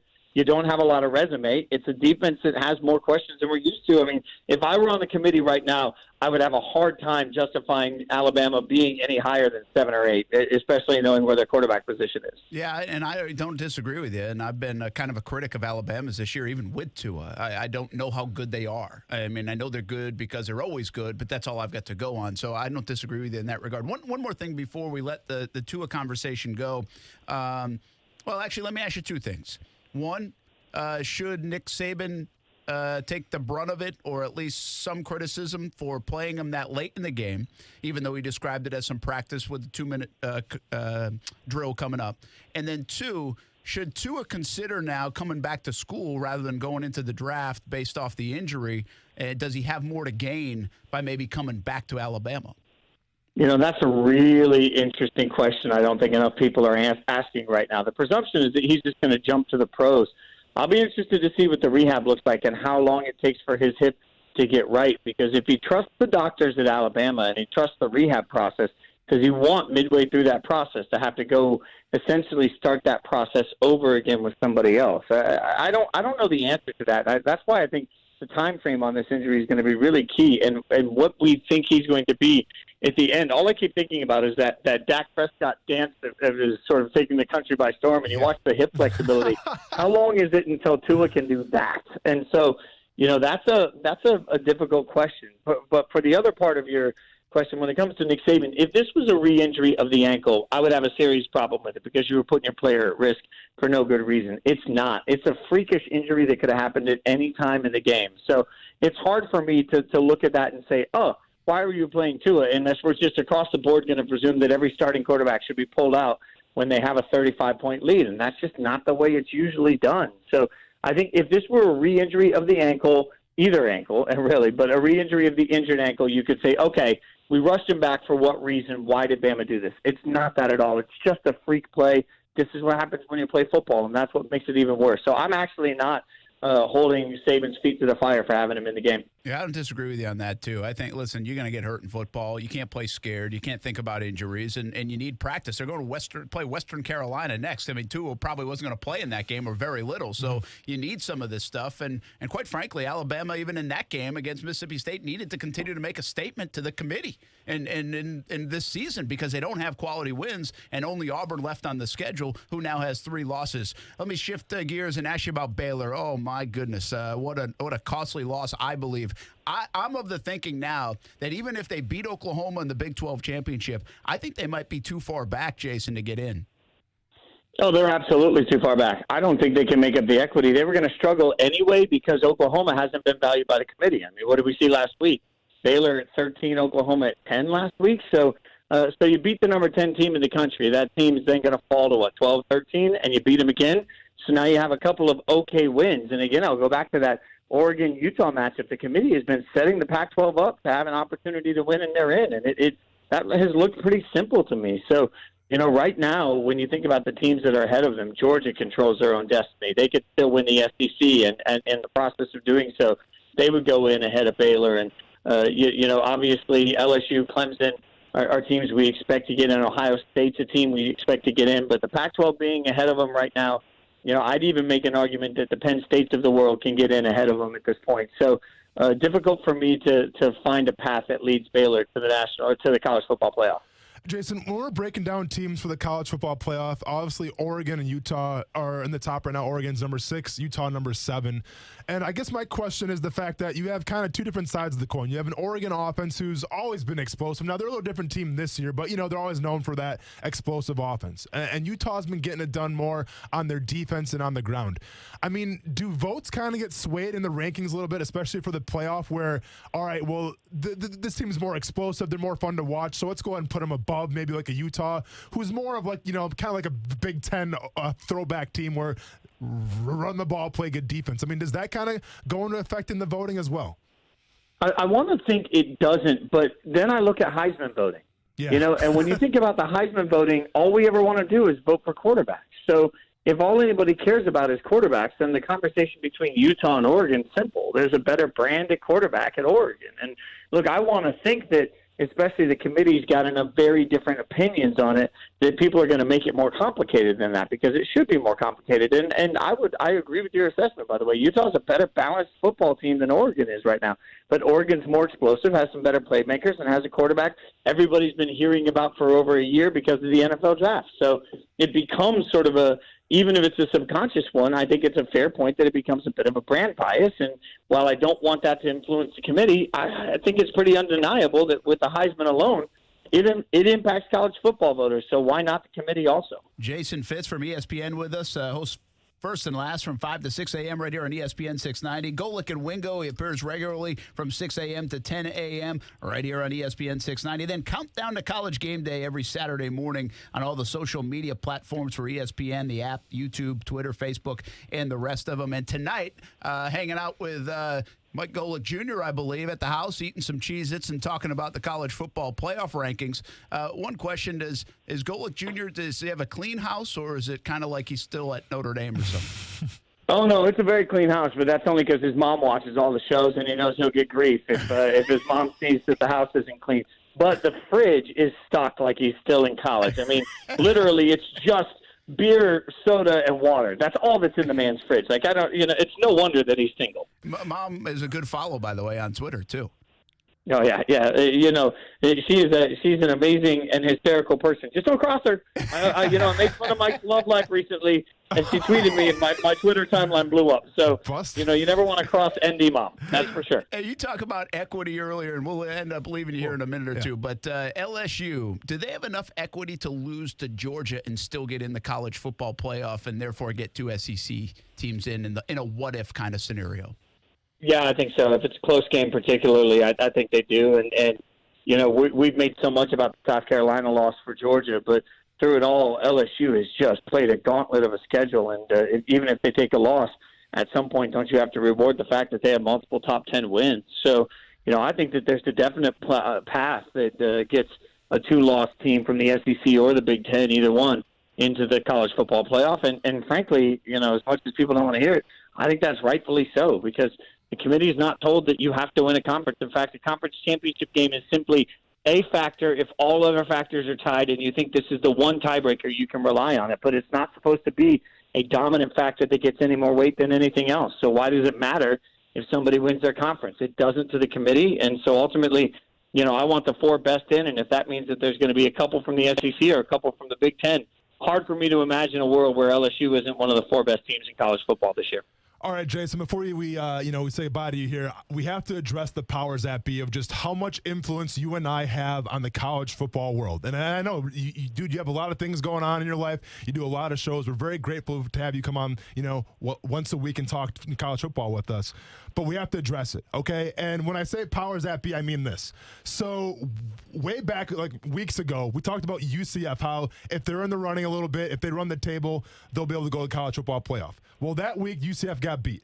Then we brought up Wisconsin, how good Wisconsin looks. Wisconsin got beat by Illinois State that week. Oh, I'm sorry, by Illinois, that week. Illinois State would have been a whole different conversation. I'm still upset. And then we got Chase Young from Ohio State. We talked about, choke for Chase, tank for Tua, no, choke for Chase. He should be in the Heisman running. All of a sudden, Chase Young gets busted getting some money from an agent. Then we talked about Oklahoma. Oklahoma gets beat by Kansas State. And then this prior week, we talked about Minnesota and how we both thought they would beat Iowa. Well, we were wrong again. So my question to you is, man, because obviously we have the power right now. The college football playoff is in your hands and in my hands. Do you have any kind of outlandish predictions that are going to happen this weekend? My God, you're right. I'm just now realizing that we should really charge teams to talk about their opponents at this point. Everything we say. we've got the magic touch, and so ultimately here's the outlandish prediction. What if? I might as well say it could happen. Put it out in the universe. Let Penn State beat Ohio State so we can have absolute chaos everywhere we look. That would be the next level of chaos that we could be looking for. Let Penn State win this weekend. And now all of a sudden we're just going to start looking at one-loss teams. Actually, no, change that. Let's have Clemson lose, just so that we can start to get to a world where neither of the defending champion or defending national championship game teams make it to the playoffs. Okay. So we'll see what we can put into the world here. Okay, so then if that's the point, then we have to speak into existence. So we're going to say, you know what, Clemson looks really good, Brent. I think Clemson's going to run the table. Obviously, ACC's a pretty weak conference this year. Clemson's got a really easy schedule ahead of them. Watch Clemson get beat there. Yeah, that was a strong team effort. There we go. By two guys who were ready to fight over a chicken sandwich a bit earlier in this segment. If this works, by the way, Austin, we're going to spend the rest of the year talking about the Chiefs glowingly every week just so my beloved Raiders can win the West. Thank you very much. Done and done. Have a good night, man. Thanks for joining us. Thanks, y'all. Have a great week. All right, Jason Fitz from ESPN. Once again, you can catch him 5 to 6 early in the morning on ESPN690. First and last, Golick and Wingo appears there regularly, and Countdown to College game day on Saturday mornings leading up to the 9 o'clock game day on ESPN. That's on all the social media platforms, ESPN app, YouTube, Twitter, Facebook, and more. Love having Jason Fitz on the show. We're going to take a break. When we come back, a little ballin' and fallin'. Where are we going? Lamar Jackson in this conversation. I'm so surprised. Maybe Phillip Rivers should be in the conversation. I was just seeing where Clemson plays this week for college football. Don't look. They have a bye. Won't happen this week. Jason, call back. We have to go back. Stick with the Penn State thing. There we go. There we go. Penn State over Ohio State. Ohio State looks good. We'll see if it happens. More to come on ESPN 690. Action Sports Jax with Brent Martineau on ESPN 690 is brought to you by Best Bet Jacksonville and Orange Park. Now, the First Alert forecast on ESPN 690. Mild temperatures this afternoon in the upper 60s to low 70s. Will turn rather chilly overnight tonight, dropping into the low to mid 40s. Sunny and nice tomorrow and Thursday, highs in the low to mid 70s. From the First Alert Weather Center, I'm Action News Jax Chief Meteorologist Mike Burrish. The Weather Center is brought to you by Beards Diamonds, where you can get 20% off store-wide, including loose diamonds with special financing, only at Beards Diamonds. Tax problems can be extremely stressful and cause financial devastation. The tax attorneys at J. David Tax Law are right here in Jacksonville to be your personal advocate and resolve your IRS or state sales tax issues. J. David Tax Law focuses on your needs and case outcomes. Don't be fooled by these big out-of-town tax companies that only focus on getting you to sign up and pay without even working with an attorney. At J. David Tax Law, only highly experienced tax attorneys will represent you. Get the help you need with tax debt, payroll taxes, bank levies, wage garnishments, tax liens, and unfiled returns. If you have federal or state sales tax debt, have a sit-down with J. David Tax Law. Never trust your tax situation to anyone you can't walk in and look in the eye. Your first step is a no-cost consultation. Call J. David Tax Law at 904-507-4777, 904-507-4777, or go to jdavidtaxlaw.com. Phil Aitken with Aitken Home Team Keller Williams Realty is Jacksonville's real estate authority. If you have a question about real estate, call 500-PHIL. Need to buy or sell a home? Call 500-PHIL. Phil's results are staggering, and he's knocking it out of the park for his sellers. Phil recently sold the home at 314 Morel in just 6 days. He sold the home at 429 Panacea before it even hit the market. The 5-star reviews go on and on. Here's the point. If you're selling your home now or in the future, call Phil Aitken. He'll help you maximize the sale of your home. Phil has thousands of families who are ready to buy a home today, and Phil will sell your home at a price agreeable to you, or he'll buy it himself, guaranteed in writing. Don't risk losing money or precious equity on the sale of your home, or hire just any agent. Make the call and hire the only agent who will guarantee your success in writing every time. Phil Aitken is ready to help now at 500-PHIL. That's 500-PHIL, or visit philhasthebuyers.com. That's philhasthebuyers.com, and start packing. Who sells loose diamonds at 20% off? Nobody in the St. John's Town Center except Beard's Diamonds. 20% off all diamond engagement rings, necklaces, earrings, and more. Beard's Diamonds. In the St. John's Town Center or at beardsdiamonds.com. At Action News Jax, we're here or severe. When storms threaten, put your trust in the Action News Jax First Alert Weather Team, led by Chief Meteorologist Mike Burrish. Rated the most accurate for the last 13 years. The First Alert Weather Team is the only team of certified meteorologists in the Jacksonville area. That means we have the most schooling and training to forecast and predict severe weather. And that experience will keep you safe from a storm. Action News Jax First Alert Weather on CBS 47 and Fox 30. The Stephen A. Smith Show, weekdays from 1 to 3 p.m. on ESPN 690. Nobody's saying that Jimmy Garoppolo can't play. He's got 9 touchdowns and 7 interceptions. I know they got a good defense, because that's the only reason they ain't know right now. It ain't because of Jimmy G.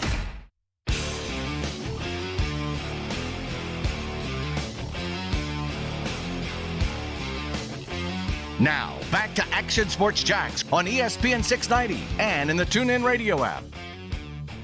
It's very small. You know, the line is very fine. If you go into these practices and you change too much, you can change the things that your team has really built throughout the year, and you can go out and you can have even worse performances. But really going into these practices, making sure that we focus on fundamentals, that we go in there. If we're going to extend periods, if we're going to put some more pads on, extend those periods and, you know, have running drills, have more blocking and tackling, getting down to the fundamentals, blocking and catching. We can focus on those things, but don't do too much in terms of changing your scheme of what you've built your identity as a team in. Because you might have to, like, use the drop button here in a minute. Why? Because you're putting your hands up like, see, I told you so. You're saying exactly what Chris Conley said last night on Jags Report Live from Top Golf, 7 o'clock on CBS 47 every Monday night. That's correct. And I want to say, no bleep. You're a former player. You should be saying the same damn things. Okay. But did I just say, did I not just break down? Okay, but I said it verbatim. I said, you can't change this scheme, and you have to work on the fundamentals. Yeah. Okay. All right, bro. Hey, if you're the expert, then you take over, dude. No, I'm just saying. I mean, if you didn't say that, I'd be calling you out right now for not saying it as a former player. But I feel like you can also say, well, let's go more 3-4, because Dom Capers has experience doing that. I mean, you can do a lot of things, but I think we share the same philosophy, and like you can't change too much of the scheme. Now, some coaches would. Look at the Dolphins right now. You been watching the Dolphins defense? Dude, they went from doing a 3-4 to a 4-2-5. I think they're doing like a 4-3 now. They're all over the place, and I get it. They're grasping at straws because they're not doing that good. But the Dolphins are over. This is like preseason for them. Yeah, it really is. Yep. So, yeah. Have you seen something really? Were you ever a part of something drastic? Yeah. So, what year was this? This is funny. The 2010 year with Del Rio. Okay. So that the last game of the year, I think, was Houston. And this was, going into it where if Indianapolis got beat by Tennessee, I believe, and we beat Houston, we go to the playoffs. We changed our defense around a little bit, and I was playing middle linebacker that game. Now, some of it had to do with injuries, but also had to do with, I think it was, at the time, would have been Arian Foster, I think was the running back. Yeah. So a lot of the things that the Texans did, obviously, a lot of teams do is they run the ball a lot and they set up the play action. Well, they have that zone read stuff, right? So it was our philosophy where if we kind of run more like a hybrid at the linebacker spot, they wouldn't be ready for it. So that's what I did. I actually played middle linebacker that game. The entire thing. You got stuck with it? Did it work? I mean, you not didn't really. win. Yeah, no, it didn't really. I mean, it did, but it didn't. I think if I remember right, they actually passed a lot more than we anticipated. Okay. Like actually got a shotgun and stuff. So there you are chasing tight ends. Yep, pretty much. Owen Daniels and whoever. But all I remember, man, like I remember distinctively though was I think it was Aaron Foster once again at the running back. I remember hitting the A gap, man, coming downhill. I'm like, this feels fun. Like I enjoyed it. It was good. Well, it's interesting. Like this wasn't because sometimes it's out of necessity. I mean, if you look at the Chargers, what they did, Gus did to Lamar Jackson last year. They played all those defensive backs. Remember? Yeah. Now some of that was because so many guys were banged up. But also, I think it was a little schematical thing. And so it's not just when you have to hit a panic button and say we need to change things, but sometimes it is schematic. But that was way off the radar. I mean, you don't normally do that. So, and again, I think they were forced into that. If I remember correctly, I mean, their linebackers were all beat up, and so they were just playing everybody. But I just wonder how much you can change. And that was my question to Chris last night. Is like, don't you have to be a little bit careful, even though everybody outside, kind of back to our original conversation today, has hit the panic button. Don't you have the leadership of that football team, to the guys on that football team, be a little bit careful, say, hey, we want to tweak because we want to find answers, but we don't want to hit panic and say we can't be anything who we are and what we tried to build. You know, there's a fine line, and that's what Chris was talking about in that sense. It's like you better not all of a sudden just say, hey, we're going to start practicing now at 7 a.m. No, for sure. Because we're going to do everything that we've never done before because we're 4-6. Yeah, at the end of the day, we're all creatures of habit. But at the same time, if you want to talk schematics and everything, I mean, you can change up the scheme. Like New England changes their scheme up pretty much every single week. You know, but you have to have the right guys to do it. And right now, what we've seen from the Jacksonville Jaguars is we've seen a team that lacks discipline. We've seen a team that gives up the big plays. So to throw another wrinkle in that defense, I think would be an absolute dumpster fire. John Bachman, what's up? Gentlemen, What are you eating over there? Lefse. Austin Lane brought in some good quality Norwegian fare. Anybody out there from the north knows what we're talking. Well, courtesy you have to be a Norwegian to understand. Yep. Well, actually, so it was my mother-in-law. But yeah, mom. Yeah. Okay. Yep, mother-in-law. Yeah, it's good. I call mother-in-law Mill. Really? Is that a compliment or is that like a derogatory? No, I don't it's know. called mother-in-law. Okay. Oh, mother-in-law. Okay, I got you. It's actually like I don't know. This was the thing that happened when we got married. Yeah. And it wasn't that I called Steph's parents, but that's always the awkward thing, right? Like, what do you call the in-laws? Yeah. Yeah. Isn't that somewhat of an awkward thing? Like, what do you call? I just call them by their names. Yeah, because they're not mom, you know. I mean, but you can't. Like, there's a variety. of grandma. ways. Now with kids, it's easier. You just call them grandma. Yeah, it's a good point. But it's different when you're like the new person in the family and what you're supposed to call. Yep. So my dad came up with just called Mill and Phil. Mother-in-law and father-in-law. So that's what Steph always called them. I'm not Steph's mad at always that. called them Mill and I like Phil. that. I'm not Especially mad when at that. suggested by said Mill and Phil. Oh, yeah. That helps. Brent, I call them other things at times. But as far as the Norwegian cuisine's concerned, what do you think about it? it was just whatever. Okay. Well, it needs a little cinnamon and sugar and butter on it. A little butter's Well, not bad. let's be But I honest. can't eat Austin, sugar I right think now, we can so. both agree that Norwegians are not exactly known for the bland, dude. pizzazz of their food. We it's do not believe in seasoning, It's man. designed to be eaten quickly and on a ship for the Vikings. I was going to say Growing it's up with- designed to be eaten in like minus 20 degree weather. Yes, and survive the worst of conditions and still be edible somehow. Growing up at my grandma's house, man, like when she would cook, I mean, every once in a while you might get some salt and pepper. Yeah. That's gonna be it. And that's All it. right, And you have because to go all the search for flavor is it. gonna be That's in the right. pan. That's it. It's That's not it. gonna be in any garlic, salt, No. nothing like nah. No. Salt on special occasions and sometimes pepper. That's right. Yeah, that's it. What you got today, Johnny Box? Well, let's see. What do we have today? Well, I mean, sports-wise, I can tell you that there's a big soccer game happening tonight. Oh, what do we got A tonight? big soccer match. It's not Creekside and Bartram again, is It's it? not. It's Bartram and I believe Bowles tonight. Bartram and Bowles. Yeah. So that's going to be a big deal at the Bachman Very House. good. That Yep. has nothing to do with the Bacano Cup. No, is it that does what not. we're calling It's it now? the Bacano Cup. Oh, I thought we were going to call it, what was the Golden Hog? Wasn't that what we came up with? Yeah. Well, yeah, It's that's what we're... the Bacano Boar's Head. The Bacano Boar's Head. Yeah, we're still flirting with it. Working on the final details. I don't We haven't really like decided. it. I don't really You like it. kind of like the Boar's Head Lighthouse. sponsorship, though. No, I like the Boar's Head part. Yeah. But we got to come up The with what the Bacano. look is. I don't really like the Bacano thing. I don't know if I want to give Weber that kind of credit. He kind of combined both of our names. Plus, I don't like that John's name's first in that. That's what I like about it. He was going to go with I got an ego here. With, what was it? Was it Brent Bachman or something? And I'm like, no, I like Oh, Bacano. Brent Bachman? No, yeah, I like no, Bacano come on, better. Come on. Martman. Marvin. You know what? Seeing how I have no allegiance to any of these teams, I'll just let you guys decide. Yeah, because I can see where this is going right now, and I don't want to be a part of it. Boar's Head. All right. I mean, so- Creekside and Bartram don't even know about it yet. But they're about to find out. They don't. They are about to find out. It's going to be the next great thing. It's going to be a bloodbath here. It's going to be great. And of course, Austin and I had an offline discussion that I tweeted about today about the best Led Zeppelin. So my phone's ringing off the hook. Are we supposed to answer that? Nah, that's Kuz's job. Kuz's screening calls. It's fine. Okay. But we had an offline discussion on the best Led Zeppelin. Would you like to weigh in on that, Brent? No. No. Not you one. want to go Stairway to Heaven? Sure. Okay, that's what I figured. Basic. But we had this discussion, and we had a couple people weigh in. Huh? It's up there. Yeah. Which one? Stairway to Heaven. Is Yeah, that like the it's longest a great song ever? but it's kind of whatever. I mean, that's actually not true. Everybody who weighed in with a song other than that, which I was impressed with. That's because the people that jump in on these topics say, I'm too cool to say Stairway to Heaven is the best song. Right. That's right. what usually happens. That's fair. And I mean, you guys. So you guys think you're too cool to do I'm not that. too You have cool. to think outside the box. I'm not too. I mean, I am too cool. That's true. Austin, this is you're a right. compliment, That's guys. absolutely I'm true. not cool, so I go with Stairway to Heaven. Well, I mean, That's cool. Yeah, that's fine. I love the song. It's a great song. It's a good song. Anywho, You know, I digress. been played a lot. It has been played a lot. Yeah. That's not. But that shouldn't disqualify it, because why was it played a lot? It's a It was great a great song. Yep. So That's like people don't like the Piano Man.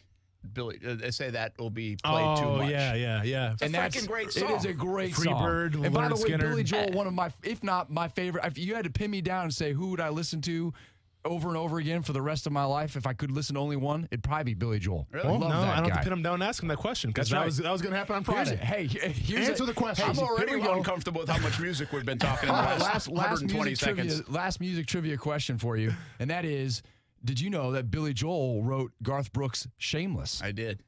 You didn't know that? I thought he actually had. It was his. He wrote it. He wrote it and performed He it, did and perform then it, and then yes. Garth I did know actually that. did it as well. Yeah, kind of cool. Huh? That is pretty cool. And they both do it very well. They do. Both versions are great. One more question, then we can really get off music. Did did Garth Brooks write Chris Gaines stuff, or did Chris Gaines write Chris Gaines stuff? Seriously. Oh, jeez. No, I I mean, know. like, I did not pay attention to the Chris Gaines. That was- Garth Brooks thing much. you just kind of glanced If over you're that. a Garth- if you're a Garth that Brooks- little thing. Yeah, it never happened. If you're a Garth Brooks fan, you pretend that didn't happen. My memory of Chris Gaines is kind of like the Jags players' memories of that Sunday game right there. Fair enough. I like that. Hey, my take. Can we talk the Jags thing real fast? I know you guys have hit We're on here this all thing, day, sure. But we talk about changing things up. How about just tackling? Yeah. I mean, the thing is, you can coach and all this other stuff. But I mean, you look at some of these gashes that they had. Guys just didn't tackle. They just missed them. But how does that happen?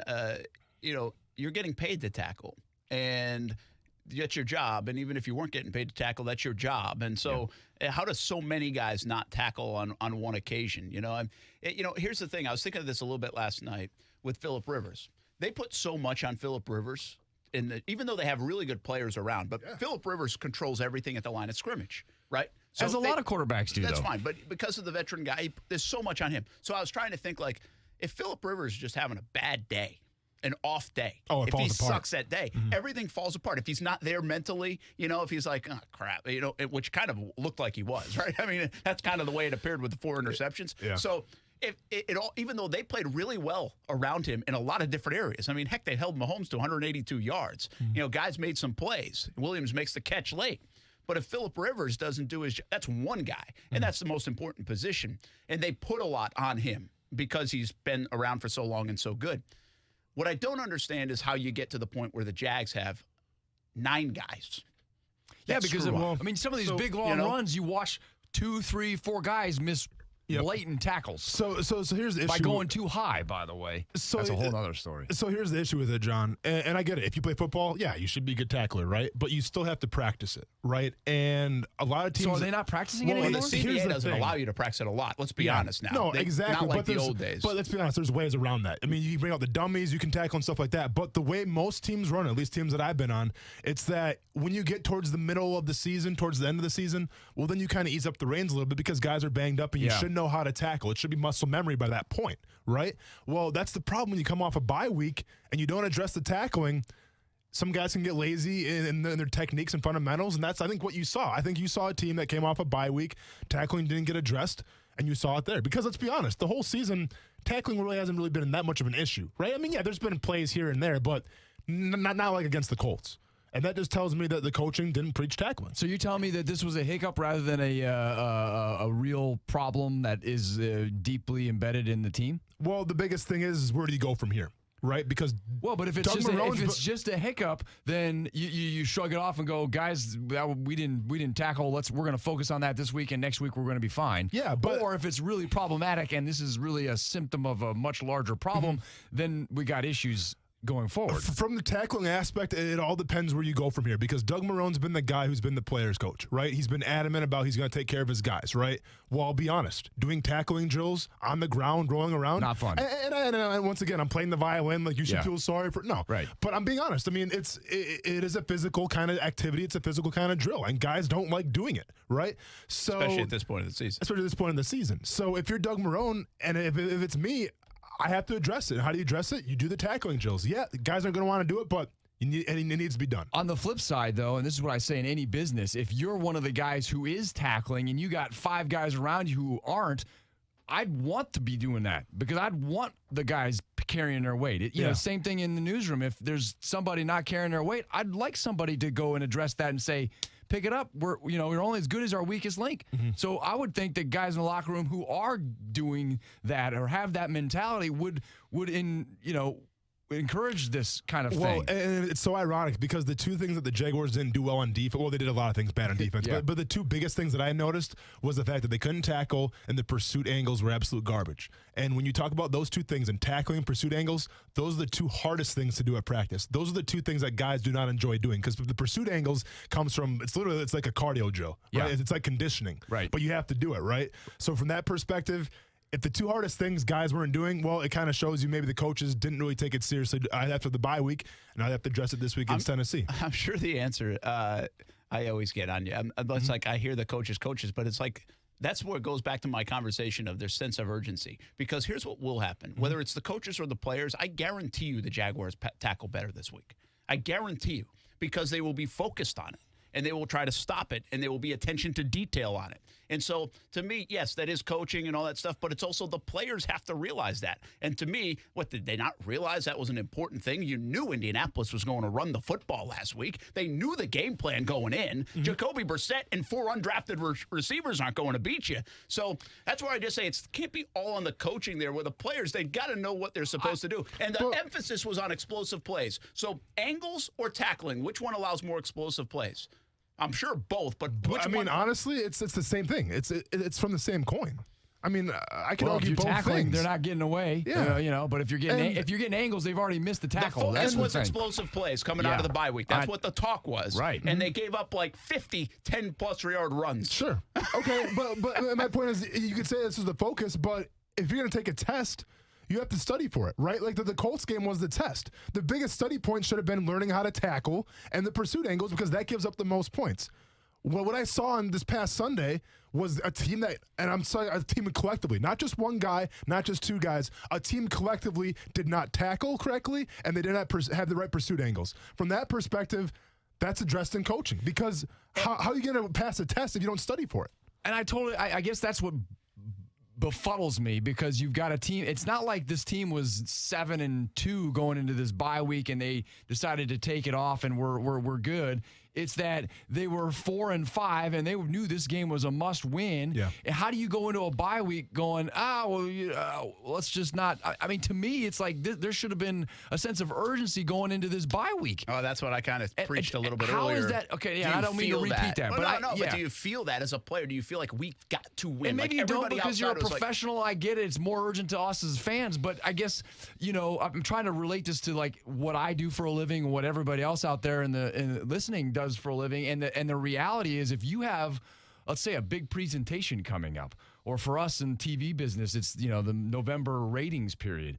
Like, that's an important time. You may not do things in a lot differently. I mean, obviously management has their own opinions, and we do things differently, and I'm sure viewers have noticed some of that stuff. But personally, my attention to detail and everything that I do doesn't really change. But I'm well aware of the importance of it and the urgency of it, and that is unavoidable. It's unavoidable. You walk into this building, and it's unavoidable because we know it's important. So I'm sure. I can't imagine that wouldn't be the case. But then you watch what happened, you're like, man, I'm not sure if it is. Well, and from the urgency standpoint, you shouldn't preach of how urgent it is to win this game, how important it is. Yes, obviously it's important to win the game. What you should preach is, how do you stop the Colts? Here's what the Colts do very well. We need to be urgent in how to stop them. And I didn't see that from the Jaguars. Well, and one last thing here, okay? This is what it comes down to, in my opinion. This is where the whole thing, and we said this yesterday, and we said it a bunch, and one in admiration, and now it's backfired. And that is Marrone trusting the players. Marrone trusting the football team. Marrone, the biggest thing going into last week's game was not, all right, we got to tackle, we got to do this. We're healthy. Mm-hmm. We're healthy. We've done everything to get everybody healthy. Now, what I've been saying, for everybody who wants to say coaches, coaches, coaches, and I'm okay with you saying coaches, by the way. I'm okay. But I think you at least have to acknowledge that this coach tried to do everything, I believe, to appease the players. And in return, the players have given him two goose eggs here and laid an egg the last 2 weeks in the most important time of the season. That's got to go on the players to a degree. He's taken care of them, and they've played awful football. Whether there wasn't coached or not, they've still played awful football. We can't even name anybody outside of DJ Chark that played a good game the other day. Yeah. The players didn't reward the coach. That's to tell you all you need to know right there, though, Brent. If every single player besides DJ Chark didn't play up to their best abilities, it's not just one or two players. It's the entire team. And if the entire team isn't playing up to their best abilities, well, then whose fault is that? Well, I mean, like I said, I'm saying Marrone's thing backfired. So it is their fault, his fault. But I do think there's some responsibility on the players to pay back the coach who's trying to take care of you. Yeah, and trusting you with the team. Look, again, go ahead. Well, I was going to say, getting back to just like the people listening to us right now, or what I do for a living, or anything else. You've got bosses who are trying to put you in the right position to succeed. Hopefully, if they're good bosses. Sometimes they push the wrong buttons. Well, right, or whatever. And then that's on them, or they don't give you the resources you need to succeed, and then that could be on them as well. But ultimately, when you go in and do that presentation, you're either prepared or you're not. You either do a good job at it or you don't. And that is ultimately on you. Yeah. And so that's the way I look at it. Real quickly, I know you're up against. What are you prepared for tonight at 5 o'clock on CBS 47 and Fox 30? I am preparing very hard. Not actually, because I'm sitting here talking to you guys. But I can tell you that there is a really wild story out of Clay County. A woman disappeared almost a month ago in Clay County. She hired this guy to do some work on her house.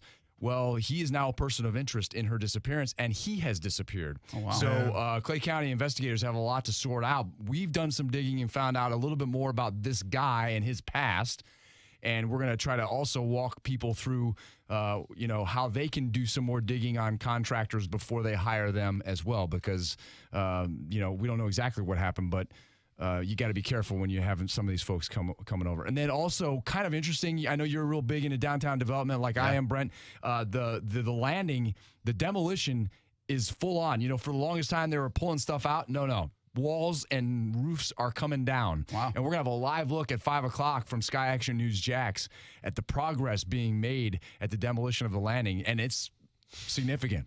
So it's kind of cool. We there's like not seeing a lot things of being it's demolished kind of, if you want to see sometimes, some cool stuff happening. Now at 5 o'clock they may be done for the day, but you'll be able to get a good look from above as to just how much work they've done already, how much more has to happen. But I thought it was amazing how far they had come along in just a short time. Did anybody see Derrick Henry in the bulldozer at the that's landing? Exactly right. I think he was just running through the walls, getting ready for the game against the Jags. Let's hope not. All right, John Bachman, Tanika Hughes, Mike Borish coming up tonight, 5 o'clock, CBS 47, Fox 30, all the way until 7 o'clock tonight. We'll see you down there. Over the Hills, by the way, is the best Led Zeppelin song ever. Over the Hills. Yep, let's see what James thinks, because James has been hanging on the line for a while, and then we got to get to a break. James, thanks for hanging around, man. How you doing? All right, how y'all doing? Good. All right, I got three things to say. Number one, I'm a diehard Jags fan. Number two, Tom Walsh need to run a better defensive scheme. And number three, how in the world we run the ball 9 times against the Colts? Those are really good thoughts and really good questions. I appreciate you hanging on the line, listening to the show, James. Thanks very much here on Action Sports Jax on ESPN 690. Well, diehard fan, frustrated fan. No doubt everybody is in town right now. Todd Wash's scheme. Defensive scheme. That's interesting to me because I go back and forth. I told you yesterday I'm about I think this scheme has shown good things and produced good rankings and moments, and obviously got them to an AFC champion. They were led by their defense that year. And I look around the league and I see an Atlanta team that went to the Super Bowl playing that kind of scheme, but then has looked like an eyesore at times. But Seattle has the past couple weeks, Atlanta's been playing on fire, though. I see Gus out in L.A., and he holds Mahomes to 182 yards and Aaron Rodgers to the worst game he's had in 15 years in the NFL. So it's got the pluses and minuses. I do think it's a scheme that really needs good players in it. And obviously any scheme would. But I'm just saying it gets exposed sometimes when you have some weaknesses. So what I said yesterday is I'm about done talking about the scheme. I wouldn't mind seeing a different scheme around here because we've had this scheme around for so long. And yet it won you games in 2017, but in the grand scheme of things, it hasn't put you over the mountaintop, hasn't won you consistently enough.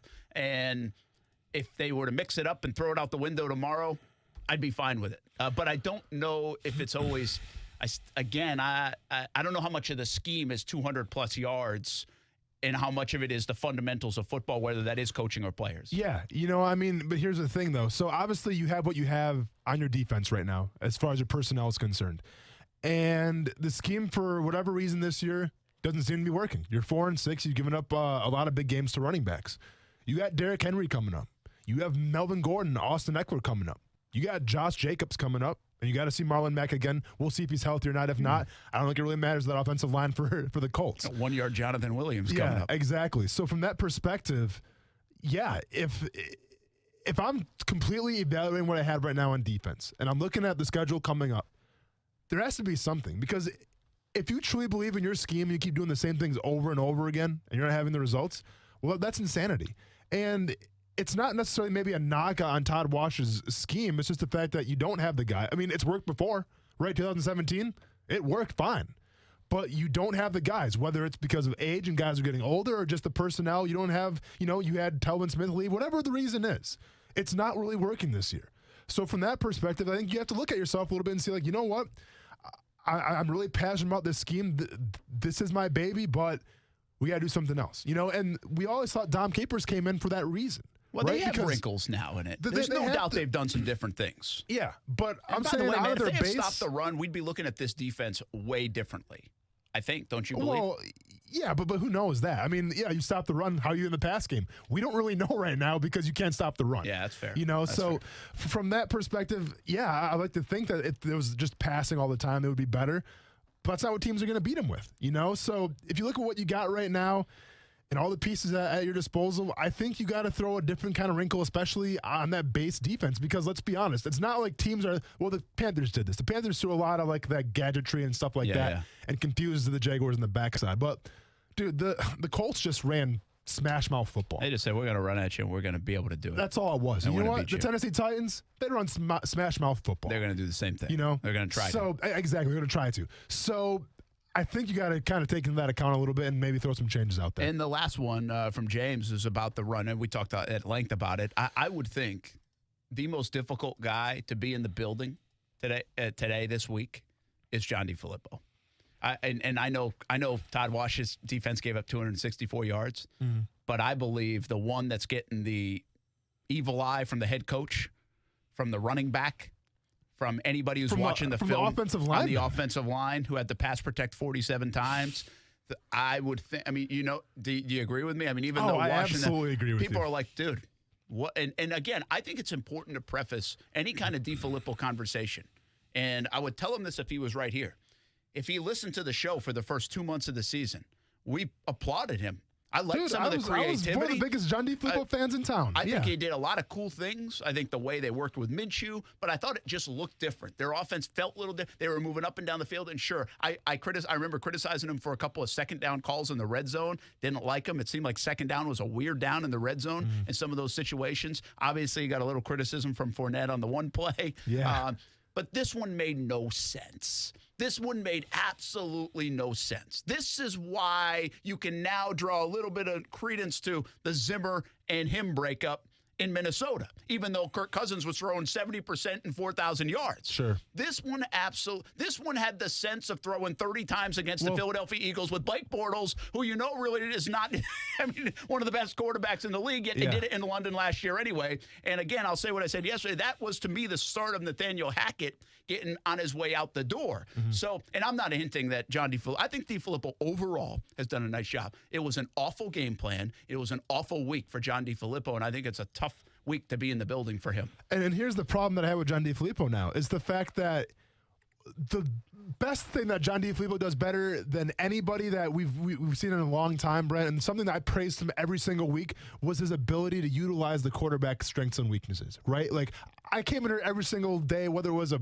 win or a loss, and I praised John DeFilippo for being, you know what? Gardner Minshew, 6th-round quarterback, they're using his strengths, right? Like, they're letting Gardner Minshew succeed. They're not putting it all on Gardner Minshew's shoulders. They're they're using the run game as well, but they're setting him up. Nice short to intermediate passes to get him started. Then as the season progressed, Minshew got more confident, and they opened some more things up. Well, with Nick Foles, it just seemed like, you know what? Nick Foles hasn't played in how many games, but I got so much confidence in him that I'm going to take a cold guy off the bench, and I get it, Foles has done that before, but I'm going to take a cold guy off the bench who hasn't played in God knows when, and all of a sudden just throw him in the mix and say, go win us a ball game. Like, to me, that's not setting your quarterback who's coming off an injury up for success. And the thing that you're doing so good at now, it's like one of your worst traits in 1 week. I get it. I get it. Let's talk more Jags. I want to get into Lamar Jackson. We'll do a little balling and phone to involve him because he's been awesome. And I think we talked about him a little bit last week too, but Lamar Jackson is just, is it so good, even though he's technically not playing better, in my opinion, than Russell Wilson and doing what he's doing from an MVP standout situation? Is it so good and so different that Lamar Jackson's doing? And he is at an MVP level that this guy's just going to win the MVP now. Well, I'll tell you what, Kuz, during the break, make some calls and get me Lamar Jackson's address because he's got an edible arrangement coming his way because he is the captain of my fantasy team. And it doesn't matter who else I'm playing on my team. I'm not going to lose with Jackson as the quarterback. Hate to tell you, Brent. You better hope he doesn't have some bad weeks in our Good, playoffs. man. That's why he's an MVP candidate. That's why I won again this week. I'm undefeated. It's all coming up next on ESPN 690. Friday nights, we bring the high school football to you on Action Sports Jax on ESPN 690 with our Game of the Week. We don't just cover one school, a different game every week. Listen to the call of the game on ESPN 690 and ESPN690.com. Watch the video of the game live on social media, Twitter, Facebook, and YouTube. Just look us up on Action Sports Jax or ESPN 690. It's our Action Sports Jax Game of the Week, and it leads into the Friday Night Blitz at 10:30 on Fox 30 and 11:15 on CBS 47 and Fox 30. Attention men and women. If you'd like to get your hair back, then you need to listen to some of our clients. John in Orange Park. IHRS showed me what was causing my hair loss and helped stop it. Call IHRS now at 904-777-IHRS. Find out how to grow your hair back with a free hair and scalp examination. Mike from Bay Meadows. I finally found the most experienced company who could restore my hair. Now I have hair where I had none before. Results guaranteed. Diane from Ponte Vedra. Now I have what lotions couldn't give me. Thick, beautiful hair. Find out why you're losing your hair and how to grow your hair back. Call 904-777-IHRS for a limited time free hair and scalp examination. Now my hair will grow for the rest of my life. Thanks, IHRS. Thank you, IHRS. Thanks, IHRS, for giving me my hair back. Hurry, this free examination, normally $199, is yours for free and good only through Sunday. For your free examination, call IHRS at 904-777-IHRS. That's 904-777-4477. Call now. It's that time again, the time when I can finally say my favorite 3 words. No, it's not I love you, though those are pretty good words too. The 3 words I'm talking about, Toyotathon is on. And it's going on right now at Arlington Toyota. Arlington Toyota is the place to be when it comes to getting amazing Toyotathon savings on their huge selection. That's over 1,000 new and used on the lot every day. And it's all at Toyotathon savings. Right now, during Toyotathon at Arlington Toyota, lease a 2020 Camry LE for only $232 a month. That's a 2020 Camry for just $232 a month. Ready to unwrap a RAV4? Then get to Arlington Toyota where you can lease a 2019 RAV4 LE for just $216 a month. Just $216 a month. Plus, you get Arlington's $5,000 Advantage Club and even a national lifetime warranty with unlimited time and miles for new purchases. Toyotathon is on at Arlington Toyota, 10939 Atlantic Boulevard, and online at arlingtontoyota.com. Visit arlingtontoyota.com/Toyotathon for offer details. Hey, everybody, this is Brent Martineau. If you've received a letter from the IRS and can't pay them, things can get bad quickly. The IRS can seize your bank account, garnish your wages, and place liens against everything you own. If this is you, contact J. David Tax Law, a local firm right here in Jacksonville. Your first step to stop IRS harassment is a no-cost consultation. They explain exactly your options and how they will resolve your tax issue. Only highly experienced tax attorneys will represent you, and fee payment plans are affordable for everyone. Get the protection you deserve. Peace of mind is only a click or phone call away. The fastest way to get started is to call 904-507-4777. 904-507-4777. Or online at jdavidtaxlaw.com. The number again, 904-507-4777. Or online at jdavidtaxlaw.com. Why wait for Black Friday? Get Black Friday prices today at the Home Depot. Up to 40% off appliance special buys. Plus, up to $600 in extra savings instantly on select appliances. No rebate, no hassle. Like a Whirlpool white top mount refrigerator for just $548. Over $180 off. Talk about holiday cheer. Black Friday savings early now at the Home Depot. More saving, more doing. U.S. only while supplies last. See store for details. Valid through December 5th. So guys, how many of you are guilty of using your wife or your girlfriend's shampoo in the shower? Quite a few, I imagine. Have you considered the importance of using a product designed for your hair? Yes, men's hair. After all, your hair is different. Dove Men Plus Care has created a hair care range designed to fortify men's hair and give it the care it needs to stay strong and healthy. Do your family and your hair a favor and get your own products. Dove Men Plus Care for stronger, more resilient hair. Available at Walmart. Small business owners, it's been a great year, and now it's time to begin to make some end-of-year decisions. Instead of giving your hard-earned money to the tax man, consider reinvesting in your business with a quality pre-owned truck, van, or commercial work vehicle from Jacksonville Truck Center. With the largest selection of pre-owned work vehicles in North Florida and easy commercial financing, let us be your one-stop shop to get the job done today. We're on the corner of Arlington Expressway and Southside Connector. Stop by today or visit us at jacksonvilletruckcenter.com.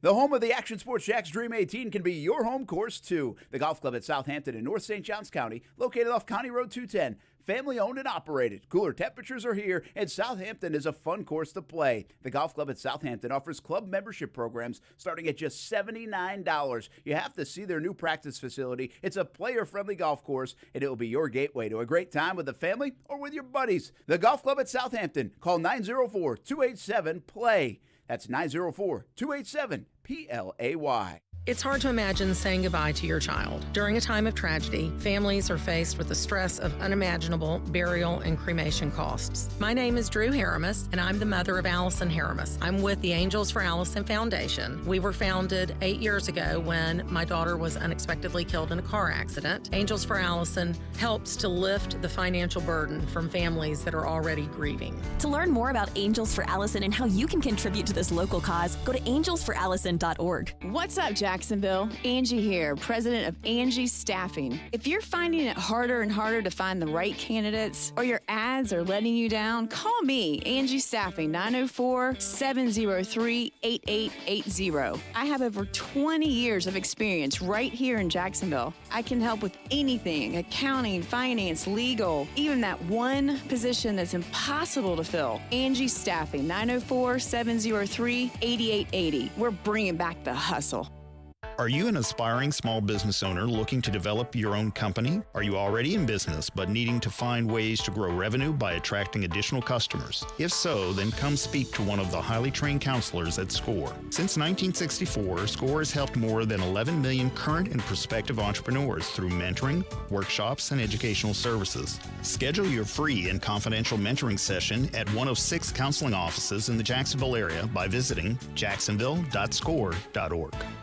Our partners at BSN Sports, the largest provider of team sports equipment and apparel in the country, would like to thank all of the coaches out there who truly are the heart of the game. While BSN Sports is the best at equipping athletes with a one-stop shop for everything needed to run an athletic program, coaches are the best at equipping lives. And that's the real final score. Learn more about how BSN Sports can save you time off the field so you can impact more lives on it by calling your local BSN Sports sales professional or by visiting bsnsports.com today.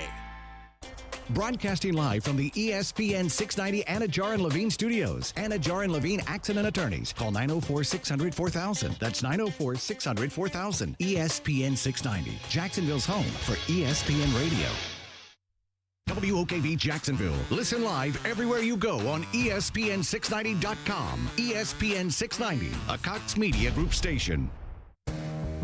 Brent Martineau. You see him every day on CBS 47, Fox 30, Action Sports Jags. Austin Lane. He's a former Jag star and current MMA fighter. Broadcasting live from the Anna Jar and Levine studio.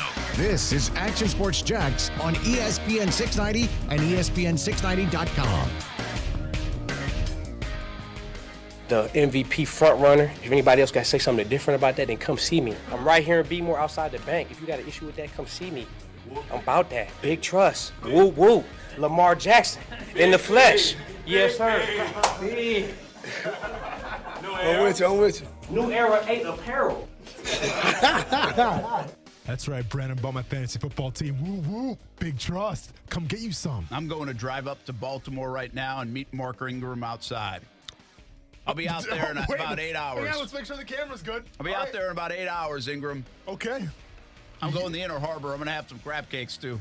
So, big trust. Woo woo. So remember when you called out Sean Payton, I had your back? Yeah. I'm not going to have your back with Mark Ingram. So guess what? You're on your own in this one, man. Good luck with that. Something to do with those Saints guys, I guess. I guess.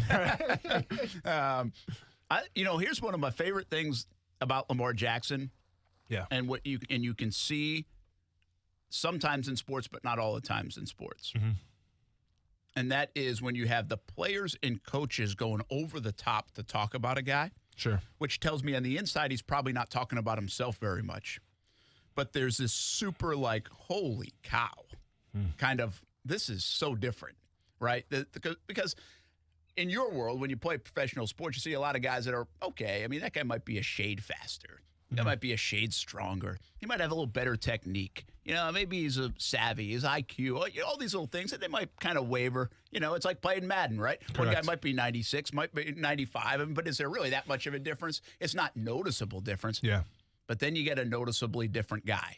Mm-hmm. And I think this is so different, especially for people who have been there, because now you're comparing Joe Flacco, statue in the pocket, to this guy who is right now revolutionizing the game, it feels like a little bit. So I appreciate that. I can sense that. That's what's cool about Ingram. If you listen to John Harbaugh talk in the interviews he's done, I mean, he is over the top about him, and they don't hide from it. It's not. There's I think kind of an unwritten deal with coaches especially and players that you got to be careful to put a guy on the pedestal. Well, John Harbaugh has not really shied away from doing that. Yeah. He has put Lamar Jackson on this pedestal, and the other teammates have followed suit. So I think it's kind of a cool thing from that area going on where we just don't see it very often in sports. I think Mahomes had a little bit of that feel last year. Sure, yeah, and it's crazy because when we're talking about, like I said, bro, I think this guy is an absolute game changer. And when I reflect on my career and the game changers that I either had a chance to play against or share a locker room with, there are few and far between. Now, yes, there's been great players. There's Maurice Jones-Drew. I mean, dude, I remember sitting on the bench and watching him just be, yeah, that's legit. Chris Johnson, another one. Chris Johnson is prime for the Titans. I mean, he was almost a game changer. Right? He was almost a game changer to me, but not quite up there. I mean, two guys really stand out as true game changers when I played. And one was Michael Vick, and it's a guy I talked about a lot. Just because even when he played for the Eagles, and I don't think he was even in his prime then, because he's coming off, all those charges with the dogfighting and things like that. So I'm not sure, in a mental state, where he was at as a football player. But I'm just saying, from what he did on the field, man, trying to tackle that guy, trying to bring him down, and then have to worry about his arm as well. It was a game-changing thing. And the other guy who's obvious, for many reasons, is a guy I got to meet a little bit was Calvin Johnson. There was never a guy more in the NFL, Brent, where I looked forward to getting off the field, not because I was getting a break. I looked forward to watching this guy do his thing. And, like, granted, I was only in Detroit for 5-6 weeks.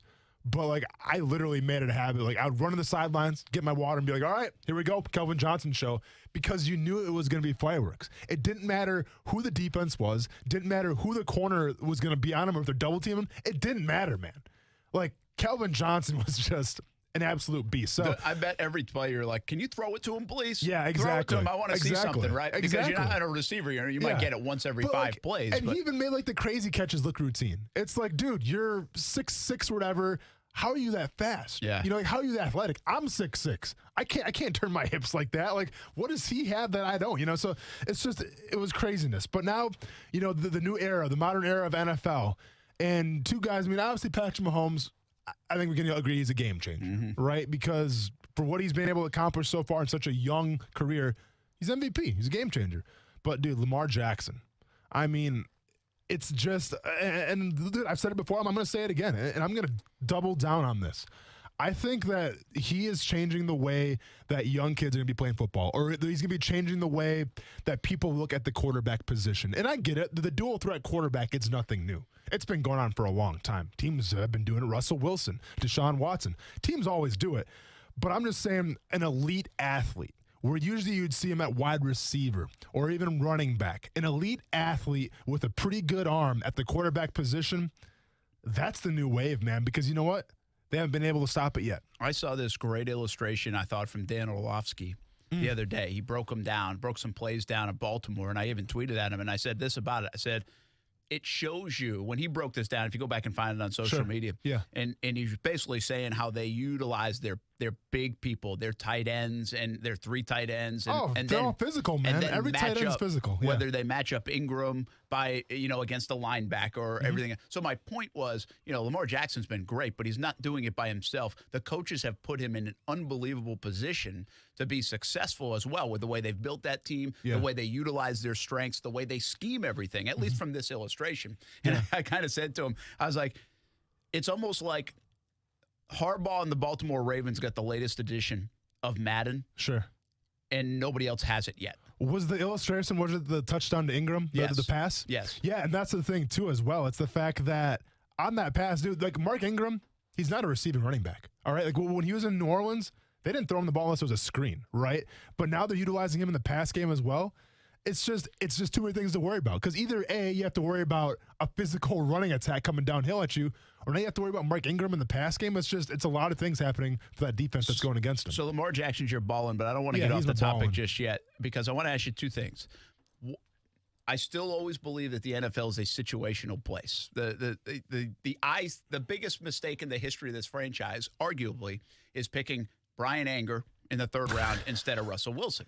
And that's accurate, and Russell Wilson may be great. And there's a belief that I have, though, Russell Wilson would not be the Russell Wilson we know, because the Jags offensive line was brutal. They were rebuilding. They didn't have anything. Out in Seattle, while he needed time to grow into who he is today, they had this great defense. They had Marshawn Lynch. They had Pete Carroll. They had this, and they were all set. And so they fit him in. And so that's my point. And you can disagree or not, but my point is it's situational. And so I wonder still if Lamar Jackson came to Jacksonville, if he's in Chicago right now, if he's in other places. If you don't change your offense and your philosophy, and you're not willing to do these things that the Baltimore, if you already didn't have a couple of great tight ends and you're keeping them and not trading them away, instead you're drafting another one ahead of Lamar Jackson, by the way. Mark Andrews. No, or Hayden Hurst. Oh, I'm sorry. They drafted ahead of Lamar Jackson. Okay. Does it work? Right? That's my point is this perfect marriage of situation. I think Mahomes would be really talented anywhere. I think Lamar Jackson would be really good anywhere in terms of his athletic skill set. I just don't know if he'd be an MVP candidate in a lot of places. I don't know if Mahomes would be an MVP candidate last year. I think he'd be good, but I don't know if he'd be MVP guy if he didn't have Andy Reid and didn't sit behind Alex Smith for a year. You see what I mean by situational? No, where does Lamar Jackson, like Mahomes fits a lot better because the guy's got a rifle arm. He plays more the standard way a quarterback. To be fair, Mahomes has a lot of weapons though too. Mahomes got Kelsey, Tyreek Hill. I mean, the speed everywhere. And listen, I guess if you want to compare, you look at it like this. If you look at the Los Angeles Rams last year, you would say they had one of the best offenses in the league. Right? And everybody was contemplating, they're complimenting the RPO. Oh, the RPO is the next big thing. It's like the new Wildcat. Like, no one can stop it. RPO this, RPO that, RPO this. Well, how are the Rams doing now, Brent? Teams have got hit to the game, and teams have stopped the RPO. But you know what? It was fresh for a little bit, and it was brand new. Now, I know what you're going to say. I know you're going to say Lamar Jackson and the Baltimore Ravens offense, it's fresh and it's new. But to counterpoint that, it's really not. Because what they're doing on offense, this isn't some kind of revolutionary new thing like, wow, we've never seen this before. No, they're running a power run game. They're overloading on the offensive line, saying teams, hey, come match us physically. And you know what? When you do that, we'll take our shots deep. And guess what? We have a very athletic quarterback where when we do pass, sometimes he can take off and run. Oh, and on top of that, too, we're running the quarterback option a little bit. You've seen that before, but guess what? When's it going to come? You got to decide that. So what they're running, it's nothing new. It's just the fact that they're so good at it. They have such a good personnel to do it, where it's like even when teams know it's coming, they can't stop it. So that's why I think it's the real deal, just because it's not something fresh, not something new. We've seen this before. It's just they have the personnel now, Lamar Jackson, to do it. Do you think Jags would have the person? Could he be this successful here? I mean, they like the power run. They've got Leonard Fournette. Yeah. They've got some. They probably have better receivers than they Baltimore. Have better receivers, right? absolutely. They don't have the tight ends. Though, yeah. Right. I mean, would they have had to go buy some tight ends and draft some tight ends to make this work, or would it not work here? You know what? You definitely have to buy some tight ends or go get some tight ends for sure. Because, and I get it. You know, like people they hear Hayden Hurst, Nick Boyle. Those aren't household names. Now, Mark Andrews is getting there. Yeah. But the other two, it's kind of like, nah. But, dude, they're viable in the pass game and in the run game. And that's rare, especially in 2019 for tight ends. And they're all three great run blockers as well. Think about this during the break. Mahomes or Lamar Jackson? Oh, man. Next on Don't do that to ESPN690.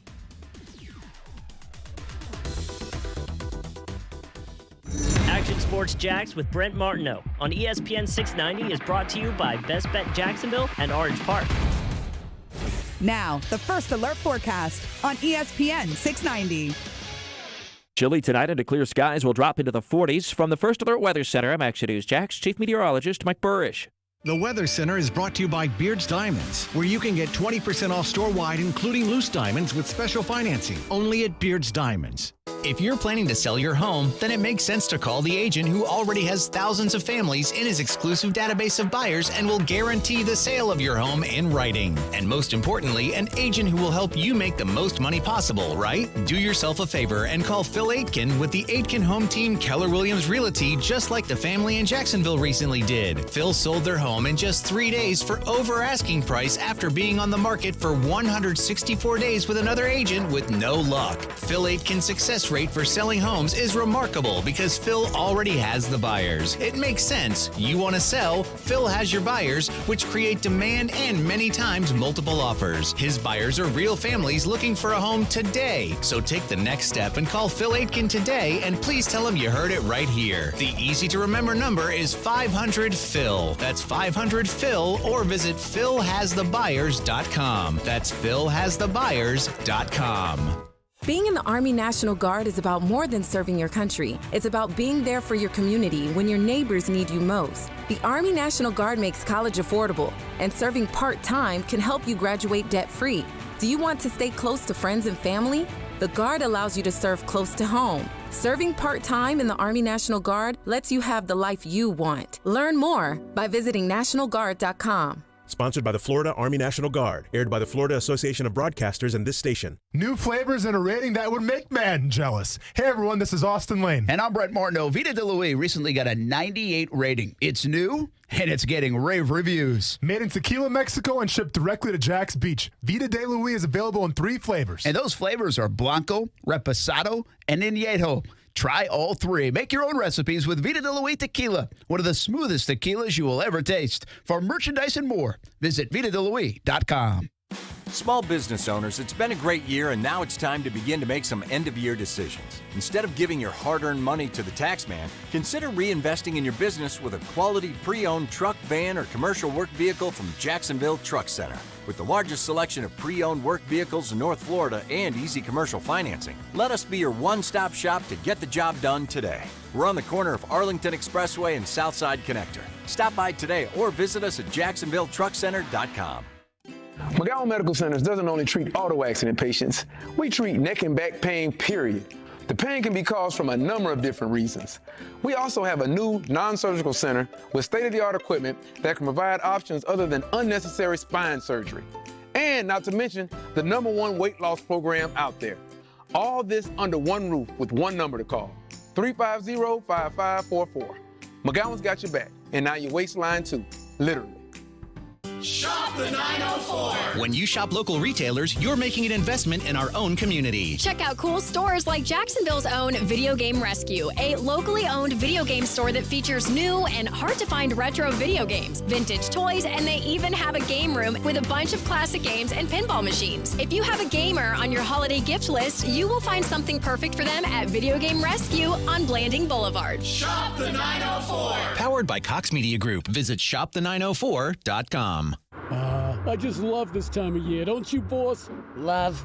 Love is not the word I'd use. Oh, come on, boss. It's the time of year to be thankful. Aren't you thankful the weather's cool enough at least? Well, I noticed you sweat less, so yeah, I'm thankful.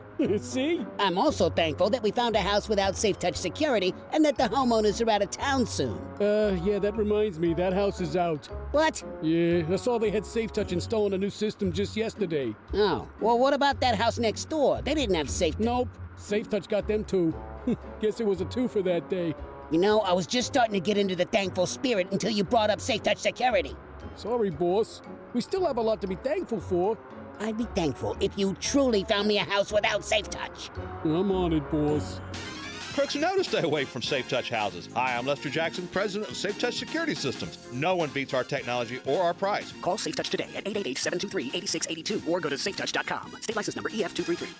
When you owe IRS or state sales tax and can't pay, call J. David Tax Law for effective tax help. J. David Tax Law can stop IRS or state collection actions and protect you from financial ruin. Call J. David Tax Law for a no-cost consultation at 904-507-4777. That's 904-507-4777 or at jdavidtaxlaw.com. Peace of mind is only a click or a phone call away. Hey, it's Mike Golick from Golick & Wingo. Thanks for making ESPN 690 the fastest growing sports station in Jacksonville. Clearly, it's because I'm on every morning from 6 till 10 a.m. But this isn't about me. It's about your business. Get your business noticed today. First Coast is making the switch to ESPN 690, and there's no better time to get on our team than right now. Call ESPN 690 today, 245-8732. That's 245-8732. Grow your business today on the new ESPN 690. Action Sports Jacks on ESPN 690. And we'll continue to talk about Leonard, but he hammers people on Twitter. Heck, if Doug Marrone was on Twitter, he'd probably rib him too. Yeah. I mean, it's he can get away with it. Catch Brent and Austin weekdays 3 to 6 p.m. on ESPN 690 or ESPN690.com. Hey everyone, Jawan Taylor here, University of Florida, and you're watching Action Sports Jacks. Go Gators. You know, I mean, this 24-hour world, you look ourselves in the mirror and ask, what can we do better? You know, how can I play better to help this team? That's the mentality that we all have to have. It's another big critical division game next week, you know, on the road, you know, against a team that's hungry as well. So, you know, we can't let this one marinate, you know, as ugly as it is, you know, it's one loss. I want to live like a player for a week. I want the 24-hour rule. That would not be good for the show, probably. What was in but what if we just talked Jags on Monday? Okay. And then couldn't the rest of the week? Like, that would be our 24-hour rule. What else would we talk about then? Wrestling? I don't know, but we're getting pretty close to that point anyway. Yeah. If they don't start winning games soon, say? We might be doing that anyway. You're going to start up your Sunshines and wrestling Rainbows segment. is packing up. I know, right? 1 hour of wrestling. Yeah. So now on the eighth part of the card on this UFC tilt this weekend. Yeah, the prelims. You got to be breaking down prelims, and then we'll get down to, like, you know, some World Star fights eventually. Yeah, Let's do it. This is the fight that starts at 2 in the afternoon. Hey, what are you guys doing at 4 o'clock in the morning? Because we got a UFC card in Turkey that I think you'd be interested in. Check these numbers out. Yeah, I got you. Boy. All right, let's wrap up the thought. You're balling. But Lamar Jackson, yeah. And Patrick Mahomes. I kind of phrase it to you, who would you rather have? But I really want to phrase it this way. Who had the better year to this point? This year? No, last year's Mahomes. This year's Lamar Jackson. Ooh. Which one's better? if you had an award. Yeah. Because you got to put yourself, now again, we get prisoners of the moment, right? And we're in Lamar Jackson mode. Sure. But Patrick Mahomes was pretty freaking awesome last year. 50 touchdowns and 5,000 yards and all sorts of win the MVP and really his first full season. Yeah. No-look passes. So you're asking me what quarterback performed better, what offense performed better? Because there's a difference here. Yeah, I'm talking quarterback. Okay. I'm saying, like, which one if you has a better showing. In 10 years, and you tell Ronan, say, you wouldn't believe 2018 when Patrick Mahomes was playing quarterback, or you wouldn't believe 2019 Lamar Jackson playing quarterback. Which one are you bringing up first? If I'm going to mold my son into an NFL quarterback, because that's what his father expects from him when he's very young, whose highlight film am I going to throw on first? You know what? And I get it. I'm living in the moment right now, but I'm also kind of looking at this from an analytical standpoint. You have the Chiefs, you have Tyreek Hill, you got Travis Kelce, you had Kareem Hunt, you had Sammy Watkins. Sammy Watkins, thank you. Andy Reid. I just feel like the Chiefs, and it's not a knock on Patrick Mahomes whatsoever because Patrick Mahomes is amazing, but he's also playing with a lot of amazing talent around him.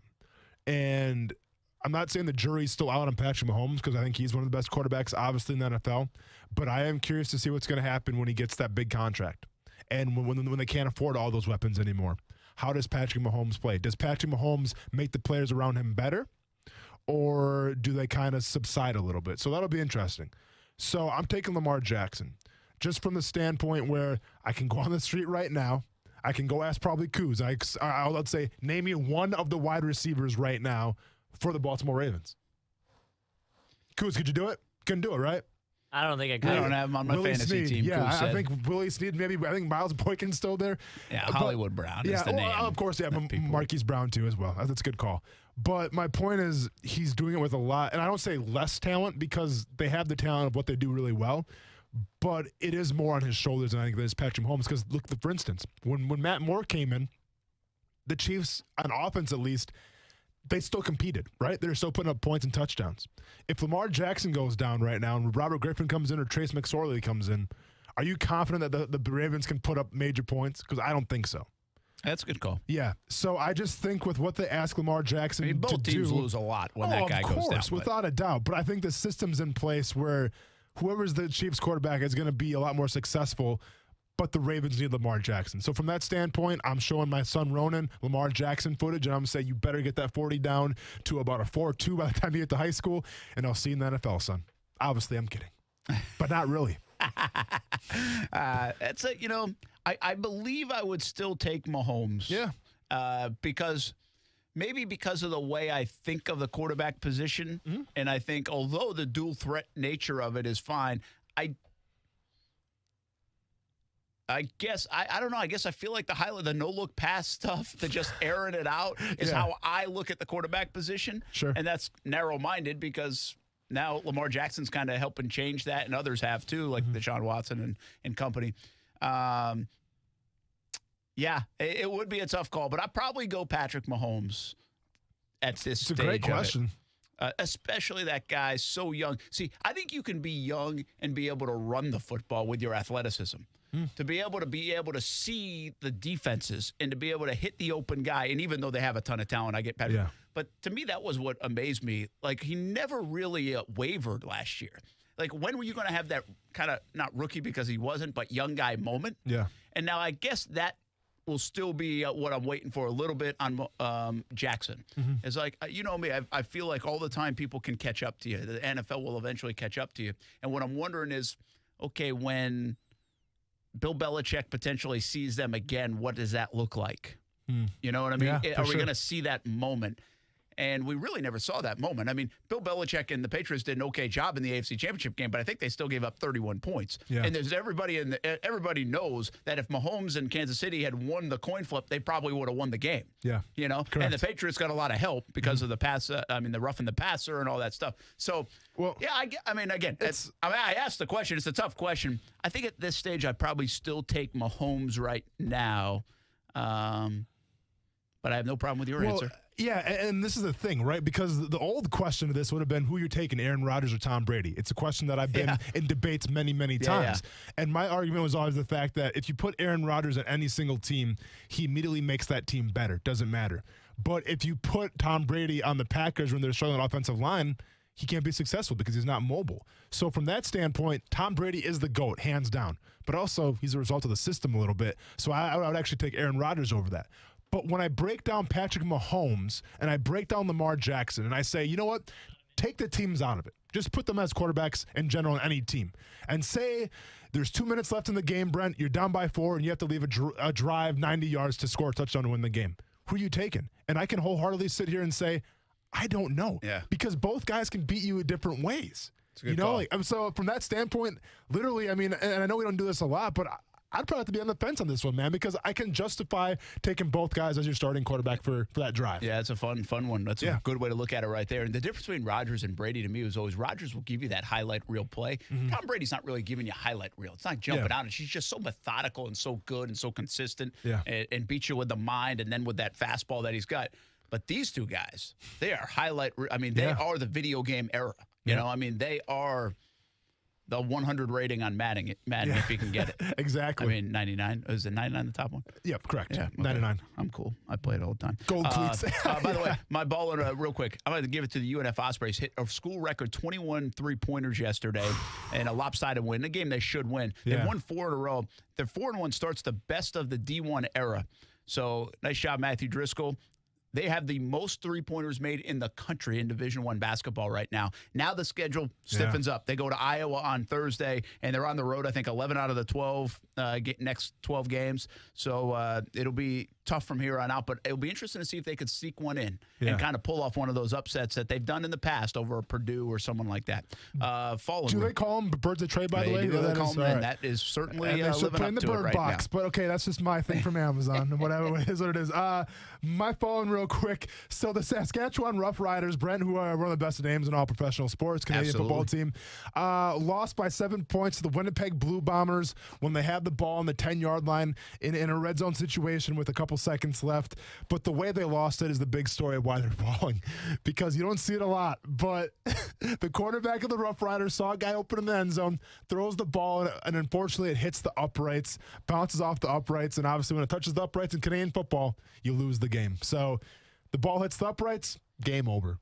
And to kind of put the picture at home, the uprights are on the goal line. They're not in the back of the end zone. That's right. That's right. So that's why that happened. I could go with a lot of different fall and say, I mean, did you see the Mark Walton story out of Miami? They cut him, the running back, for allegedly hitting a pregnant woman. Yeah. So they cut him right away. But really, from a football standpoint, is it safe to wonder? There's no doubt it went through my mind, and it's jumping to conclusions. But as the window closed on Phillip Rivers, I mean, that was again, I thought their football team played really well, and he played bad. He cost them that game and didn't really give them enough a chance to win. I mean, heck, their defense got the ball back 3 times in the final 5 minutes. Say, go win us this game, win us the game. They didn't have great field position, but even the last throw looked like a 4th down throw than it did more of a 2nd down throw in that spot with time left on the clock.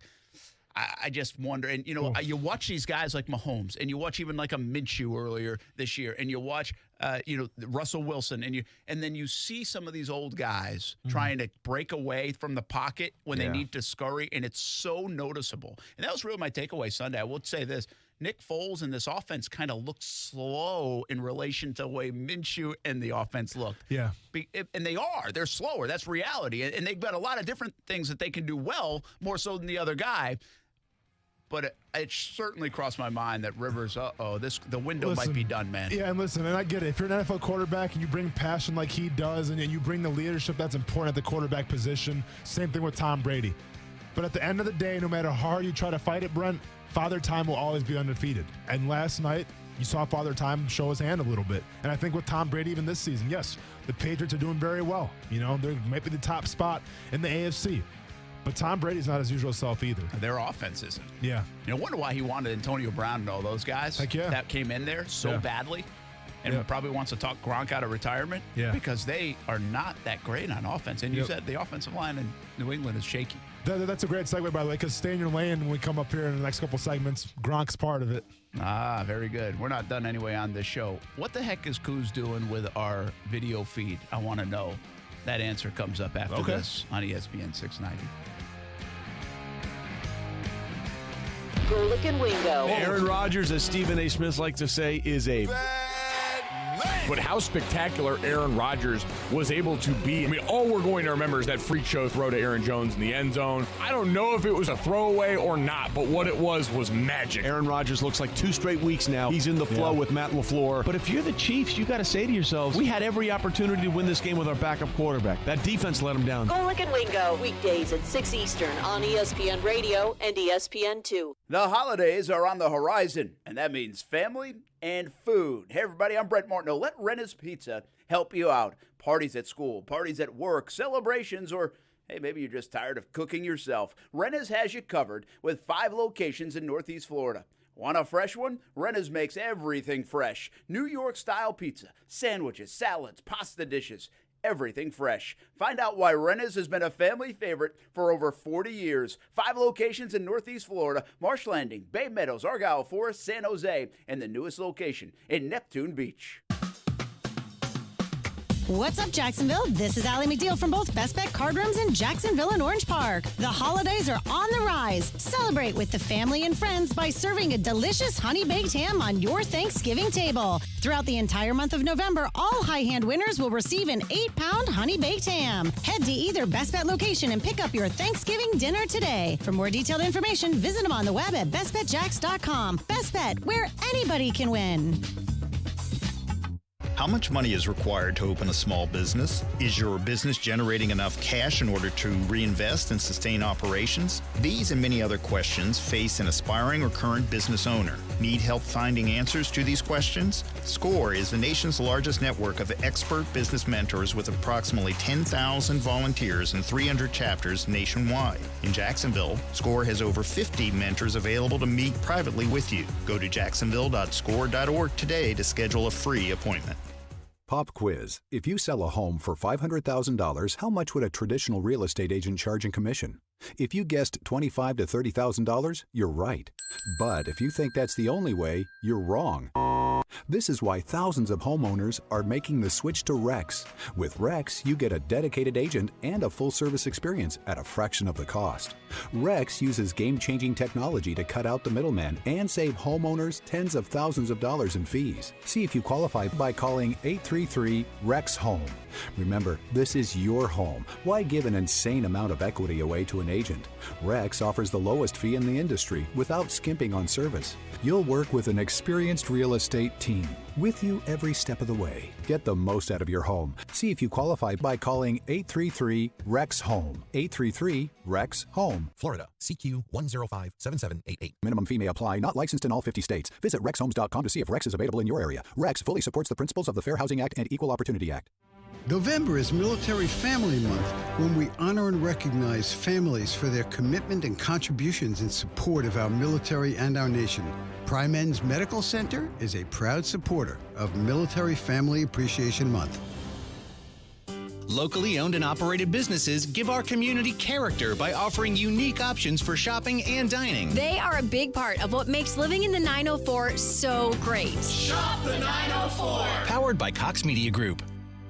I'm Dr. Eric Kim at the Heekin Clinic. I've dedicated my career to helping eliminate joint pain many patients suffer every day. At the Heekin Clinic, we use the most advanced surgical and non-surgical techniques, including robotic-aided knee replacement, which has produced outstanding results for our patients. I'm excited to be part of the Heekin Clinic team and look forward to helping the patients in Northeast Florida live a pain-free life. The Heekin Clinic, a full-service orthopedic surgical practice specializing in knees and hips. Log on and search for Heekin Clinic today.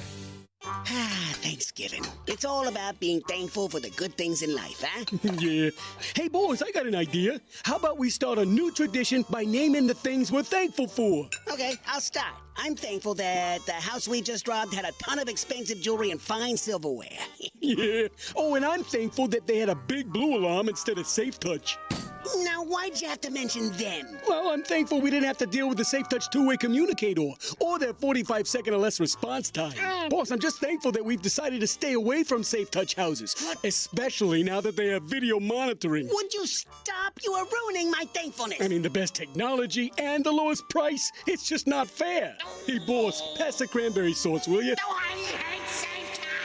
At Safe Touch, we don't claim to be the largest alarm company, just the best. Hi, I'm Lester Jackson, owner of Safe Touch Security Systems. No one beats our technology or our price. Call Safe Touch today at 888-723-8682 or go to safetouch.com. State license number EF233. Who sells loose diamonds at 20% off? Nobody in the St. John's Town Center except Beard's Diamonds. Right now, you can save 20% on everything in the store, including loose diamonds. 20% off all diamond engagement rings, necklaces, earrings, and more. And it's not just rings and bracelets at 20% off. Everything store-wide, including loose diamonds. At 20% off. Beard's Diamonds, where exceptional is affordable. In the St. John's Town Center or at beardsdiamonds.com.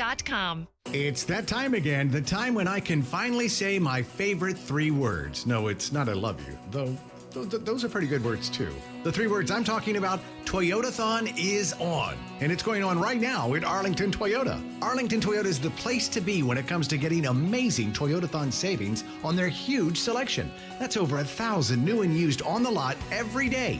And it's all at Toyotathon savings. Right now, during Toyotathon at Arlington Toyota, lease a 2020 Corolla LE for a low $162 per month. That's a 2020 Corolla LE for just $162 per month.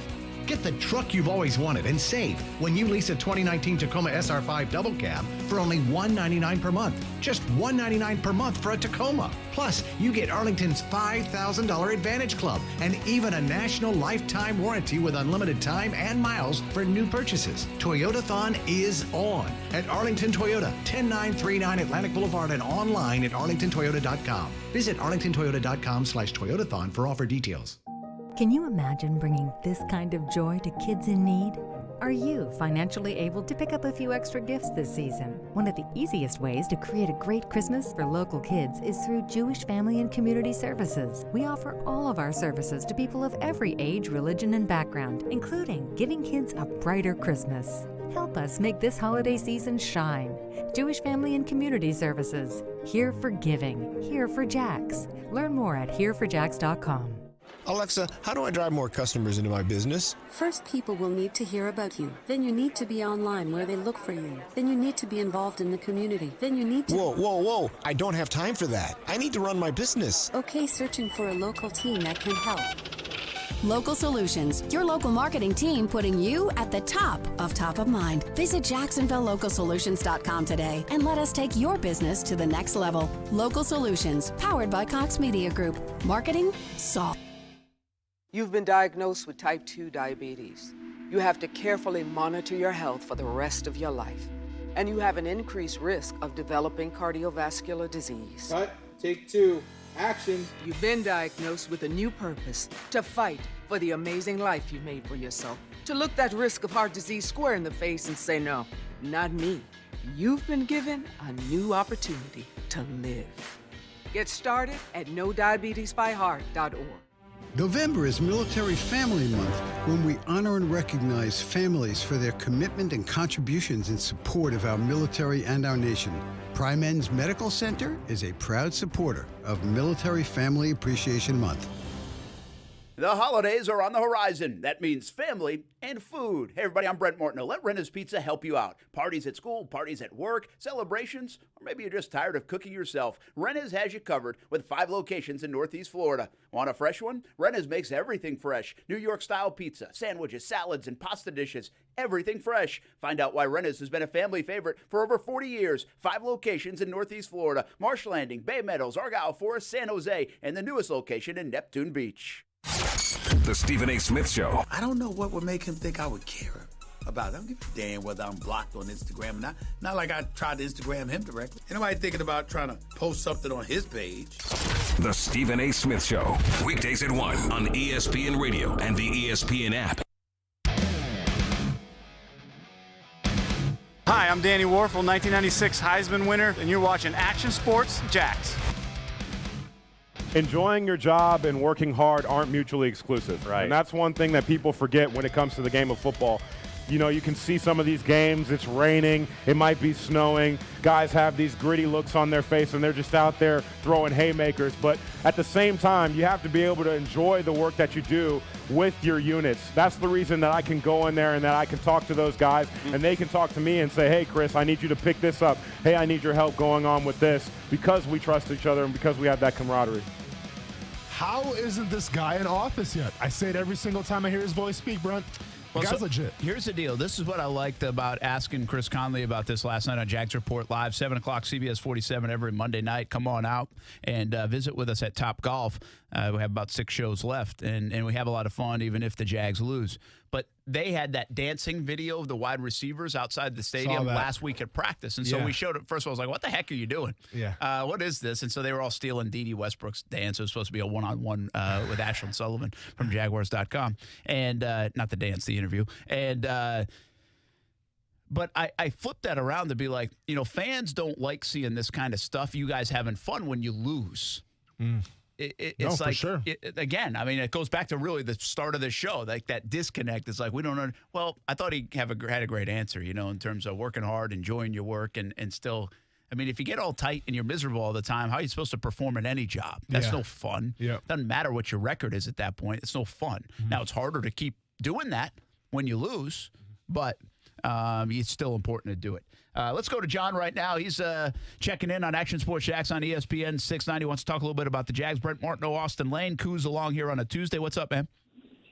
Hey, man. How you doing? Good.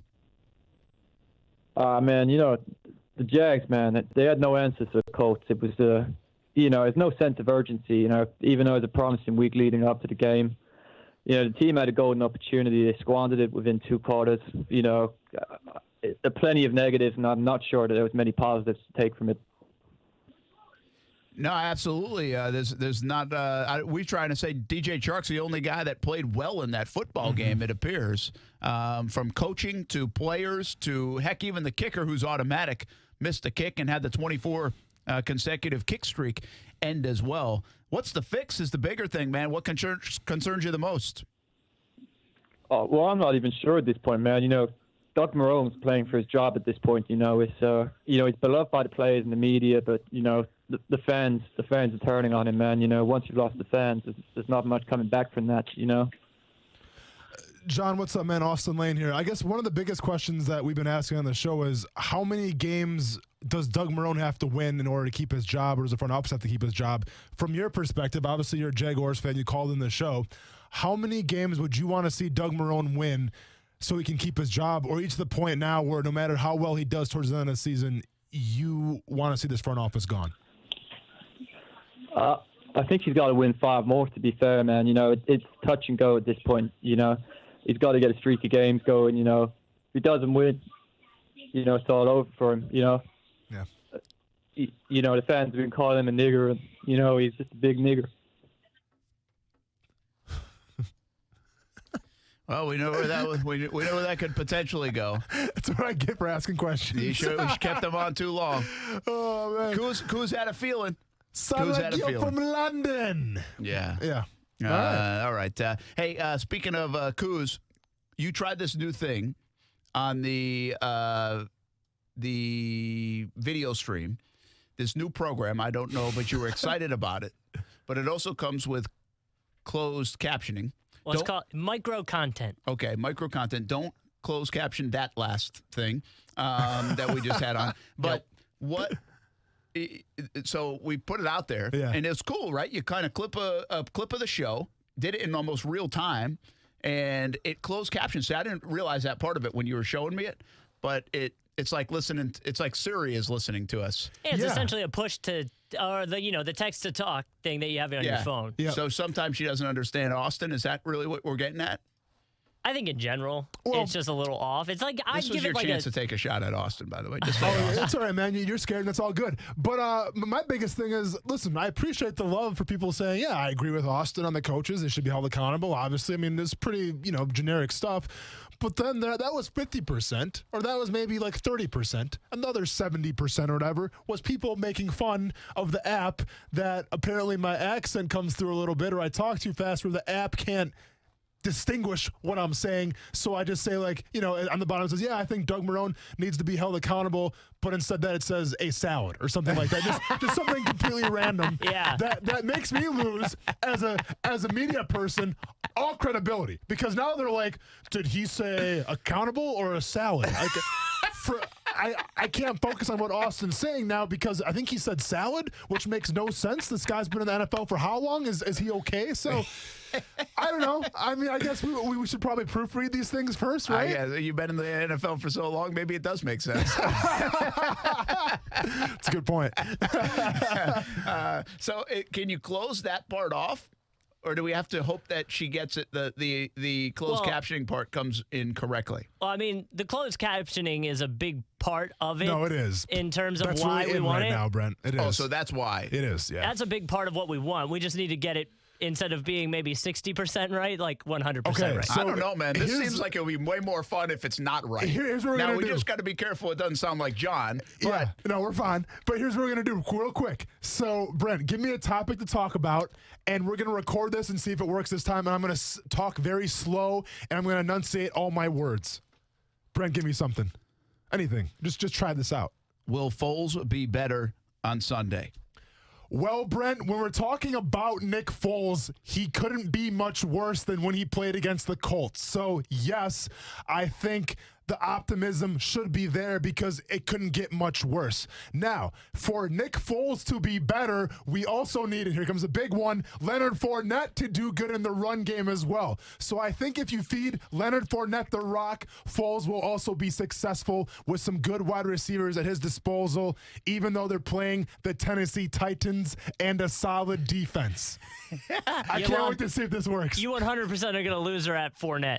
I thought you might lose her at Colts. Yeah, that's true.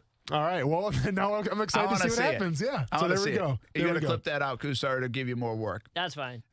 You know what? We could all use a drink. Let's go happy hour horn right now. Happy hour horn.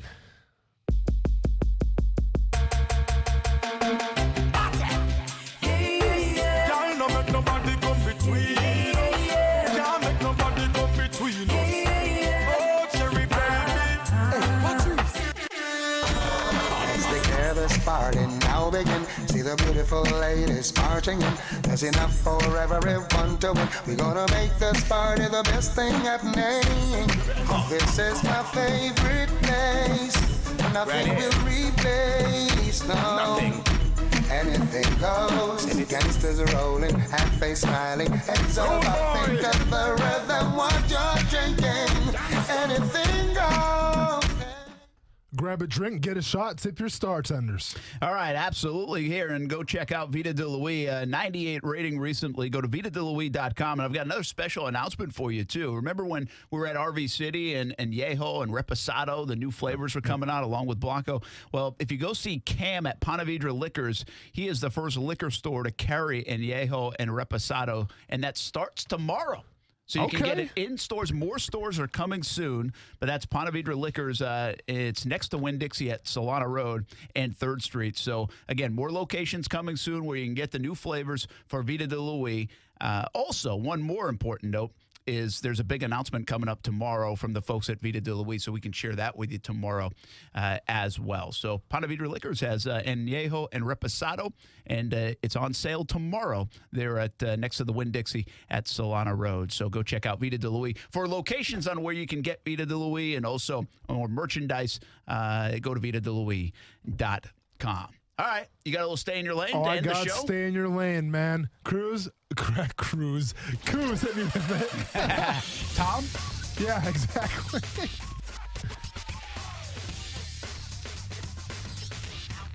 All right.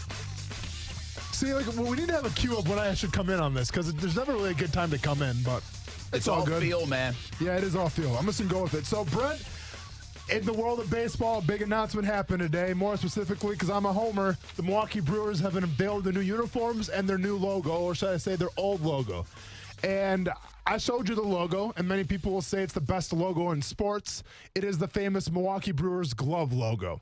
But there's actually something special to it, which makes it questionably the best logo in sports. Brent, I showed you the logo, and you can get it right. No, I didn't get it right. What's so special about it? Kuz, I'm going to show it to you real quick. You come in here and see, and then go. He's not going to get it. This is a waste of time. Oh, he might be a hardcore baseball fan. Oh, my God. At heart. He's not going to get this. So he wouldn't get it if it was a new You've seen this Knicks Brewers logo before? Yeah. Okay. So dwell on it. I'm going to show the audience at home real quick. What is so special about this logo? First of all, what is it? Kuz, can you go run back and play some music while you... no, I'm just kidding. What does it look like? Okay. Kuz, if you were to guess what this was, what would you say it is? Well, it's a glove. Correct. But now what makes it so special? But it doesn't look like a glove. It looks like a hand. It looks like an M and then beads hanging over the side. Oh, wait, no.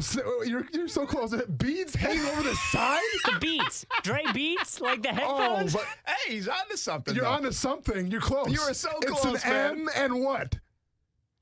Come on. Now I'm hold on, your screen went away. I can't see it now. You are so close Kuz, that like you're never gonna get it now. I was getting ready to fist pump. I was so excited. He had it. You're not going to get it now. I don't see the other one. I see the M, though. Like, he is so close that he's not going to get it. I thought you said beats. He said beats by Dre. Yeah, like the headphones. It looks like an M and then the headphones. Yeah, hey, wait. Okay, does the Beats by Dre on the side, right? They have what? They have a B. Yeah. Milwaukee Brewers. Oh, MB. Oh. Yeah, the MB. There you go. So people don't see that. I was actually wondering, they have a B or a D? They have a B? The Beats? Yeah, B for, Beats. Well, I didn't know if they were for Dre. Oh, for Dr. Dre. That's why I couldn't remember. I couldn't. No, that's actually that's fair. That's fair. So, but it is a B. It is a B. I mean, he was so close to that.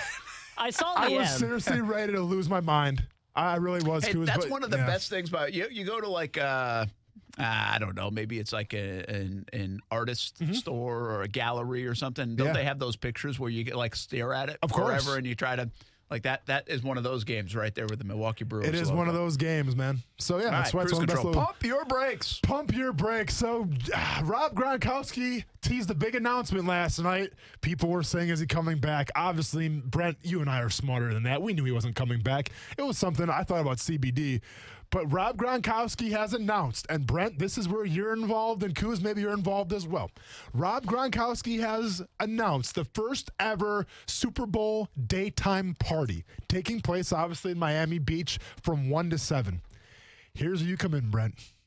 Can we do the show from Rob Gronkowski's beach party at the Super Bowl? If he'll let us. Why wouldn't he? That's Super Bowl day? Good. Hey, that's a good question. If it's Super Bowl day, then we'll just do a special show. Yeah. I have the flyer right here. Something tells me Rob's not going to let us. It's going to be Saturday, February 1st. Oh, that's a Saturday. Okay, so it's during the day? Yeah, during the day. So it's not at night? Not at night, during the day, 1 till 7. We could do it. We could do a special show Saturday from the Super Bowl. Yeah. Around 2 o'clock. Sure. Or 3 o'clock. Absolutely. Now, I got a TV show. Usually we'll do an hour special. I can just take over from there. That's not a big deal. I mean, it'll be off the chain by that time anyway. Well, so. Not anymore because you just said off the chain, but yeah. No, it's all good. Now, hey, you know what? If you're going to act like that, then I don't want to go to Miami Beach with you. If Brent Martineau says off the chain again, I'm not going with him to Miami Beach. You can't, nope. Okay? No, it's South Beach, by the way. Will you get it right? Whatever it is. Okay, neither of you guys are allowed to go. It's Miami Beach, isn't it? You got Miami Beach. I'm taking my talents to Miami Beach. I kind of wish I did that on purpose. That would have been awesome. Yeah. Gronk's party. Yeah. So what you're saying is I should see if Scott can cover, and then I'll be your runner. Let's go. For the day. I honestly, careful what you're running down in South Beach. I don't know. I really am not cool enough to go to Gronkowski's party. Dude, you don't have to be. Just be yourself, man. You'll be all right. Except not the chain part.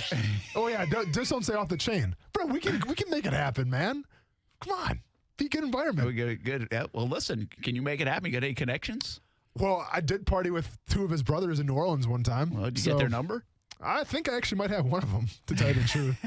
Dude, they're wild. But Yeah, let's try to make it happen. Didn't Gronkowski, did they do like a cruise together or something? Oh, yeah, Didn't we have that story? Like they've done it a couple times. They do like the party cruise, the Gronkowskis. I was thinking of that the other day. Should we do that? Should we do like a cruise? Remember what we talked about Like, where it would just be me rowing a little rowboat while there's like a keg on the back? Yeah, we did talk about that. Yeah. Like, I don't get the cruise thing. It would be I don't like, get it either. like you guys on those paddle you know boats? what it was? It was the old ball coach. Spurrier. Didn't Spurrier have yeah, the Spurrier, they were at least, I don't know if they ever did it yet, but they were at least pushing it. Yeah. And yeah, I'm trying to think of like who I would really want to hang out with at sea and just go on a Zach Brown? Like, yeah, like say Zach Brown, because a lot of musicians do it, right? Yeah. So Zach Brown, I guess it would be cool to see them in concert, but it's like, that's it. Like, I don't need to go hang by the pool with Zach Brown. Well, you know? and like that was the thing. So there's Chris Jericho, the wrestler. Yeah. Chris Jericho does a Chris Jericho cruise where they have like wrestling matches. I thought your Pump Your Brakes, by the way, was going to be the.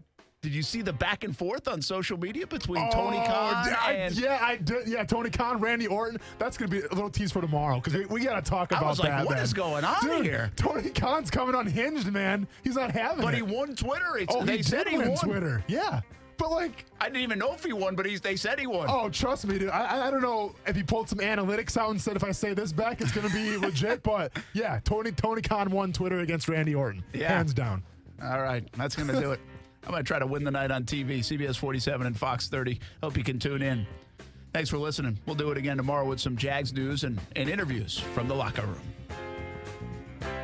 Attention men and women. If you would like to get your hair back, then you need to listen to some of our clients. John in Orange Park. IHRS showed me what was causing my hair loss and helped stop it. Call IHRS now at 904-777-IHRS.